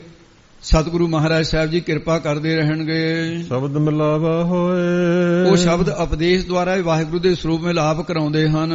ਬਿਨ ਸਹਜੈ ਸਭ ਅੰਧ ਹੈ, ਗਿਆਨ ਤੋਂ ਬਿਨਾ ਸਾਰੇ ਮਨ ਬੁੱਧ ਨੇਤਰਾਂ ਵਿੱਚ ਵਿਚਾਰ ਰੂਪੀ ਨਿਗਾਹ ਨਾ ਹੋਣ ਕਰਕੇ ਅੰਨੇ ਹੀ ਤੁਰੇ ਫਿਰਦੇ ਨੇ। ਮਹਾਰਾਜ ਸਾਹਿਬ ਕਹਿੰਦੇ ਮਾਇਆ ਮੋਹ ਗੁਬਾਰ, ਤੇ ਮਾਇਆ ਦਾ ਮੋਹ ਅਗਿਆਨ ਗੁਬਾਰ ਨਾ ਹੁੰਦਾ, ਗਾੜੇ ਅੰਧੇਰੇ ਦਾ। ਉਹ ਅੰਧੇਰਾ ਜਿਹੜਾ ਬਹੁਤ ਹੀ ਜ਼ਿਆਦਾ ਅੰਧੇਰਾ ਹੋਵੇ ਉਹ ਹੋ ਰਿਹਾ ਹੈ। ਸਹਿਜੇ ਹੀ ਸੋਝੀ ਪਈ, ਤੇ ਜਿਨ੍ਹਾਂ ਦੇ ਹਿਰਦੇ ਵਿੱਚ ਸਹਿਜੇ ਗਿਆਨ ਹੈ, ਉਹਨਾਂ ਨੂੰ ਪਰਮੇਸ਼ਰ ਦੇ ਸਰੂਪ ਦੀ ਸੋਝੀ ਨਾਮ ਖਬਰਦਾ, ਸਮਝਦਾ, ਉਹਨਾਂ ਨੂੰ ਸਮਝ ਪੈ ਗਈ ਹੈ। ਇਸ ਪ੍ਰਕਾਰ ਫਿਰ ਉਹਨੂੰ ਗਿਆਨ ਦੁਆਰਾ ਸਮਝ ਪਈ। ਸੱਚਾ ਸ਼ਬਦ ਅਪਾਰ, ਐਸੇ ਜੀਵ ਇਹ ਸੱਚੇ ਪਰਮੇਸ਼ਰ ਵਾਹਿਗੁਰੂ ਜਿਹੜਾ ਅਪਾਰ ਪਾਰਾਵਾਰ ਤੋਂ ਰਹਿਤ ਪਰਮੇਸ਼ਰ ਦੇ ਸ਼ਬਦ ਉਪਦੇਸ਼ ਦੀ ਕਮਾਈ ਕਰਦੇ ਰਹਿੰਦੇ ਹਨ। ਆਪੇ ਬਖਸ਼ ਮਿਲਾਇਨ, ਉਹਨਾਂ ਨੂੰ ਪੂਰੇ ਸਤਿਗੁਰੂ ਦੁਆਰਾ, ਸਾਰੀ ਪੰਕਤੀ ਬੋਲੋ ਜੀ। ਪੂਰੇ ਗੁਰ ਕਰਤਾਰ, ਉਹਨਾਂ ਨੂੰ ਪੂਰੇ ਸਤਿਗੁਰੂ ਦੁਆਰਾ ਜਿਹੜਾ ਕਰਤਾਰ ਪਰਮੇਸ਼ਰ ਵਾਹਿਗੁਰੂ ਨੇ ਆਪ ਹੀ ਬਖਸ਼ ਮਿਹਰ ਕਰਕੇ ਆਪਣੇ ਸਰੂਪ ਵਿੱਚ ਮਿਲਾਇਨ, ਅਭੇਦ ਕਰ ਲੈਣਾ ਕੀਤਾ। ਅਨਵੇਂ ਰੀਤ ਸੇ ਜੇ ਸਹਜੇ ਅਦਿਸ਼ਟ ਪਛਾਣੀਐ, ਅਦਿਸ਼ਟ ਜੋ ਦਿਸਣ ਤੋਂ ਰਹਿਤ ਬ੍ਰਹਮ ਹੈ, ਉਸ ਨੂੰ ਸਹਿਜੇ ਗਿਆਨ ਦੁਆਰਾ ਹੀ, ਤੇ ਗਿਆਨ ਤੋਂ ਬਿਨਾਂ ਤਾਂ ਪਛਾਣੇ ਜੀ, ਗਿਆਨ ਦੁਆਰਾ ਹੀ ਪਛਾਣੀਦਾ। ਉਹ ਪਰਮੇਸ਼ਰ ਜਿਹੜਾ ਹੈ ਕੈਸਾ ਹੈ ਦੱਸਦੇ ਨੇ। ਨਿਰਭਉ ਜੋਤ ਨਿਰੰਕਾਰ, ਨਿਰਭਉ ਡਰ ਤੋਂ ਰਹਿਤ ਸਰੂਪ ਹੈ। ਨਿਰੰਕਾਰ ਮੈ ਕੀ ਆਕਾਰਾਂ ਤੋਂ ਰਹਿਤ ਹੈ। ਜੋਤ ਪ੍ਰਕਾਸ਼ ਰੂਪ ਹੈ। ਸਾਰਿਆਂ ਉੱਤੇ ਜੋਤ ਪ੍ਰਕਾਸ਼ ਹੈ। ਅੰਤਸਕਰਨ ਵਿੱਚ, ਨੇਤਰਾਂ ਵਿੱਚ, ਚੰਦ ਸੂਰਜ ਵਿੱਚ, ਬਿਰਤੀ ਵਿੱਚ, ਪ੍ਰਕਿਰਤੀ ਵਿੱਚ, ਮਾਇਆ ਵਿੱਚ, ਖੰਡਾਂ ਬ੍ਰਹਮੰਡਾਂ ਵਿੱਚ, ਇਤਿਆਦ ਸਾਰੀ ਜਗ੍ਹਾ ਉਹ ਉਹਦੇ ਹੀ ਪ੍ਰਕਾਸ਼ ਹੈ। ਸਭ ਮੈਂ ਜੋਤ ਜੋਤ ਹੈ ਸੋਏ, ਤੇ ਦੇ ਚਾਨਣ ਸਭ ਮੈਂ ਚਾਨਣ। ਉਹ ਆਪ ਸਵਯੰ ਪ੍ਰਕਾਸ਼ ਰੂਪ ਹੈ। ਸਭਨਾ ਜੀਆ ਕਾ ਇੱਕ ਦਾਤਾ, ਉਹ ਸਭਨਾ ਸਾਰਿਆਂ ਜੀਵਾਂ ਦਾ ਦਾਤਾਂ ਦੇਣ ਵਾਲਾ ਇੱਕ ਅਦੁੱਤੀ ਸਰੂਪ ਪਰਮੇਸ਼ਰ ਵਾਹਿਗੁਰੂ ਹੀ ਹੈ। ਜੋਤੀ ਜੋਤ ਮਿਲਾਵਨ ਹਾਰ, ਉਹ ਜੋਤੀ ਅਦਵੈਤ ਸਰੂਪ ਪਰਮੇਸ਼ਰ ਜੀਵਾਂ ਦੀ ਜਿਹੜੀ ਪਰਤਕ ਜੋਤ ਨੂੰ ਆਪਣੇ ਸਰੂਪ ਵਿੱਚ ਮਿਲਾਉਣ ਵਾਲਾ ਹੈ। ਪੂਰਾ ਸ਼ਬਦ ਸਲਾਹੀਐ, ਪੂਰੇ ਸਤਿਗੁਰੂ ਜੀ ਦੇ ਸ਼ਬਦ ਉਪਦੇਸ਼ ਦੁਆਰਾ ਹੀ ਸਲਾਹੀਏ ਸਿਫਤ ਕੀਤੀ ਜਾਂਦੀ ਹੈ। ਜਿਸ ਦਾ ਅੰਤ ਨ ਪਾਰਾਵਾਰ, ਕਿਹਦੀ ਸਿਫਤ? ਕਹਿੰਦੇ ਜਿਸ ਵਾਹਿਗੁਰੂ ਦਾ ਕੋਈ ਪਾਰਾਵਾਰ ਦਾ, ਉਹਦਾ ਕੋਈ ਆਦ ਅੰਤ ਹੈ ਨਹੀਂ। ਪਰਮੇਸ਼ਰ ਦਾ ਲੋਕ ਪ੍ਰਲੋਕ ਵਿੱਚ ਪਾਰ ਉਰਾਦ, ਉਹਦਾ ਅੰਤ ਨਹੀਂ ਕੋਈ ਪਾ ਸਕਦਾ। ਪ੍ਰਕਿਰਤੀ ਕਰਕੇ ਪਾਰਾਵਾਰ ਤੋਂ ਰਹਿਤ ਹੈ। ਗਿਆਨੀਆਂ ਕਾ ਤਨ ਨਾਮ ਹੈ। ਹੁਣ ਮਹਾਰਾਜ ਸਾਹਿਬ ਜੀ ਸ਼ਬਦ ਦੀਆਂ ਸਮਾਪਤੀ ਦੀਆਂ ਤੁਕਾਂ ਤੇ ਨਿਚੋੜ ਹੀ ਕੱਢਦੇ ਆ ਸ਼ਬਦ। ਕਹਿੰਦੇ ਗਿਆਨੀਆਂ ਕਾ ਤਨ ਨਾਮ ਹੈ। ਗਿਆਨੀ ਕੌਣ? ਗਿਆਨਵਾਨ ਜਿਹੜੇ ਬ੍ਰਹਮ ਗਿਆਨੀ ਪੁਰਸ਼, ਬ੍ਰਹਮ ਗਿਆਨ ਪ੍ਰਾਪਤ ਕਰਕੇ ਉਹਨਾਂ ਦਾ ਧਨ ਦੌਲਤ ਖਜ਼ਾਨਾ ਕੇਵਲ ਵਾਹਿਗੁਰੂ ਪਰਮੇਸ਼ਰ ਦਾ ਨਾਮ ਹੀ ਹੈ। ਗੁਰੂ ਘਰ ਦੇ ਅੰਦਰ ਭਗਤੀ ਸਹਿਤ ਗਿਆਨ ਨੂੰ ਪ੍ਰਵਾਨਿਤ ਕੀਤਾ ਹੋਇਆ ਹੈ। ਇਸ ਕਰਕੇ ਉਹ ਜਿਹੜੇ ਉਹਨਾਂ ਨੇ ਨਾਮ ਤਨ ਜਿਸ ਜਨ ਕੇ ਪਾਲੈ ਸੇਈ ਪੂਰੇ ਸਾ, ਪਾਲਠੜੇ ਹਰ ਸਤੰਤ ਬਾਰੇ ਜਿਨ ਕਰ ਧਨ ਹਰ ਨਾਮਾ। ਨਾਮ ਹੀ ਵੱਡਾ ਧਨ ਹੈ, ਲੋਕ ਪਰਲੋਕ ਨੂੰ ਜਾਣ ਵਾਲਾ ਹੈ। ਇਸ ਕਰਕੇ ਇਹੀ ਨਾਮ ਨੂੰ ਆਪਣਾ ਧਨ ਮੰਨ ਕੇ ਉਹ ਇਕੱਠਾ ਕਰਦੇ ਨੇ। ਸਹਿਜ ਕਰੇ ਵਪਾਰ, ਸਹਿਜ ਗਿਆਨ ਦੁਆਰਾ ਸ਼ਾਂਤੀ ਪੂਰਵਕ ਪਰਮੇਸ਼ਰ ਦੇ ਨਾਮ ਨੂੰ ਜਪਣਾ ਤੇ ਜਪਾਉਣਾ, ਇਹ ਵਪਾਰ ਹੈ। ਇਹ ਹੈ ਵਣਜ ਉਹਨਾਂ ਦਾ। ਆਪ ਜਪੈ ਅਵਰੈ ਨਾਮ ਜਪਾਵੈ। ਵਣਜ ਦੇ ਇੱਕ ਥਾਂ ਤੋਂ ਚੀਜ਼ ਲੈ ਕੇ ਦੂਜੇ ਥਾਂ ਖਰੀਦ ਕੇ ਨਫਾ ਰੱਖ ਲਈਦਾ, ਇਹਨੂੰ ਵਣਜ ਕਹਿੰਦੇ ਆ, ਵਪਾਰ ਨਫਾ ਖੱਟਣਾ। ਨਾਮ ਗੁਰੂ ਤੋਂ ਲੈ ਕੇ ਆਪ ਜਪਿਆ ਤੇ ਦੂਸਰਿਆਂ ਨੂੰ ਜਪਾਇਆ, ਉਹਨਾਂ ਦੇ ਪੁੰਨਾਂ 'ਚ ਹਿੱਸਾ ਆਪਣਾ ਬਣ ਗਿਆ। ਇਹ ਵਪਾਰ ਕਰਦੇ ਨੇ ਗਿਆਨੀਆਂ ਦਾ ਧੰਨ, ਇਸ ਕਰਕੇ ਉਹ ਸਹਿਜ ਵਪਾਰ ਕਰਦੇ ਰਹਿੰਦੇ ਨਾਮ ਜਪਣ ਜਪਾਉਣ ਦਾ। ਅਨਦਿਨ ਲਾਹਾ ਹਰ ਨਾਮ ਲੈਨ, ਉਹ ਅਨ ਦਿਨ ਰਾਤ ਦਿਨ ਹਰੀ ਪਰਮੇਸ਼ਰ ਦੇ ਨਾਮ ਦਾ ਲਾਹਾ ਦਾ ਭਾਵ ਕੀ ਹੈ? ਲਾਭ। ਉਹ ਲਾਭ ਲੈਂਦੇ ਨੇ, ਇਹ ਲਾਭ ਹੈ ਉਹਨਾਂ ਦਾ। ਅਖੁੱਟ ਭਰੇ ਭੰਡਾਰ, ਉਹਨਾਂ ਦੇ ਹਿਰਦੇ ਰੂਪੀ ਭੰਡਾਰੇ ਜਿਹੜੇ ਨੇ ਇਹ ਖਜ਼ਾਨੇ ਫਿਰ ਨਾ ਮੁੱਕਣ ਵਾਲੇ ਹੋ ਜਾਂਦੇ ਨੇ, ਗੁਣਾਂ ਦੇ ਨਾਲ ਭਰ ਜਾਂਦੇ ਨੇ, ਕਦੇ ਵੀ ਉਹਨਾਂ ਖਜ਼ਾਨਿਆਂ ਜੋ ਫਿਰ ਤੋੜ ਨਹੀਂ ਆਉਂਦੀ ਹੈ। ਨਾਨਕ ਤੋੜ ਨਾ ਆਵਈ, ਸਤਿਗੁਰੂ ਸਾਹਿਬ ਜੀ ਫਰਮਾਨ ਕਰਦੇ ਫਿਰ ਉਹਨਾਂ ਨੂੰ ਕਿਸੇ ਤਰ੍ਹਾਂ ਦੀ ਤੋਟ ਨਾਮ ਹੁੰਦਾ ਘਾਟੇ ਦਾ, ਘਾਟਾ ਨਹੀਂ ਆਉਂਦਾ। ਕਿਉਂ ਨਹੀਂ ਆਉਂਦਾ ਹੈ? ਦੱਸਦੇ ਨੇ ਦੀਏ ਦੇਵਨਹਾਰ, ਇਹਨਾਂ ਨੂੰ ਦੇਵਨਹਾਰ ਕੌਣ? ਦਾਤਾ ਵਾਹਿਗੁਰੂ ਪਰਮੇਸ਼ਰ ਬਖਸ਼ਿਸ਼ ਕਰਕੇ ਗੁਣਾਂ ਦੀਆਂ ਦਾਤਾਂ ਦੇਣੀਆਂ ਕਰਦਾ ਹੈ, ਇਹ ਨਾਮ ਦਾ ਭੰਡਾਰਾ ਦਿੰਦਾ ਹੈ, ਫਿਰ ਤੋਟ ਨਾ ਆਵੇ, ਵੱਧ ਜਾਈ। ਇਹ ਅਖੁੱਟ ਖਜ਼ਾਨਾ ਜਿਹੜਾ ਉਹਨਾਂ ਨੂੰ ਪ੍ਰਾਪਤ ਹੋ ਜਾਂਦਾ ਹੈ। ਤੇ ਨਿਚੋੜ ਤਾਂ ਭਾਈ ਨਾਮ ਜਪਣ ਜਪਾਉਣ ਤੇ ਹੀ ਆਉਂਦਾ ਹੈ। ਗੁਰੂ ਕਿਰਪਾ ਕਰੇ, ਉੱਠਦੇ ਬਹਿੰਦੇ ਤੁਰਦੇ ਫਿਰਦੇ ਕੰਮ ਕਾਰ ਕਰਦੇ ਸੁਭਾਅ ਹੀ ਬਣਾ ਲੈਣਾ ਚਾਹੀਦਾ ਆਪਾਂ ਨੂੰ। ਗੁਰੂ ਸਾਹਿਬ ਇਹੀ ਆਪਣੇ ਤੇ ਕਿਰਪਾ ਕਰਦੇ ਨੇ ਵੀ ਗੱਲਾਂ ਘੱਟ ਤੋਂ ਘੱਟ ਕਰ ਦੋ, ਸੌਣਾ ਘੱਟ ਤੋਂ ਘੱਟ ਕਰ ਦੋ, ਪਰ ਨਾਮ ਵੱਧ ਤੋਂ ਵੱਧ ਜਪਦੇ ਰਹੋ ਹਰ ਵੇਲੇ। ਗੁਰੂ ਕਿਰਪਾ ਕਰੇ। ਆਓ ਇੱਥੇ ਸਮਾਪਤੀ ਹੈ ਜੀ। ਭੁੱਲਾਂ ਚੁੱਕਾਂ ਦੀ ਸਤਿਗੁਰੂ ਖਿਮਾ ਕਰਨ ਜੀ। ਅਨਦਿਨ ਲਾਹਾ ਹਰ ਨਾਮ ਲੈਨ, ਅਖੁੱਟ ਭਰੇ ਭੰਡਾਰ, ਨਾਨਕ ਤੋਟ ਨ ਆਵਈ, ਦੀਏ ਦੇਵਨਹਾਰ। ਵਾਹਿਗੁਰੂ ਜੀ ਕਾ ਖਾਲਸਾ, ਵਾਹਿਗੁਰੂ ਜੀ ਕੀ ਫਤਿਹ।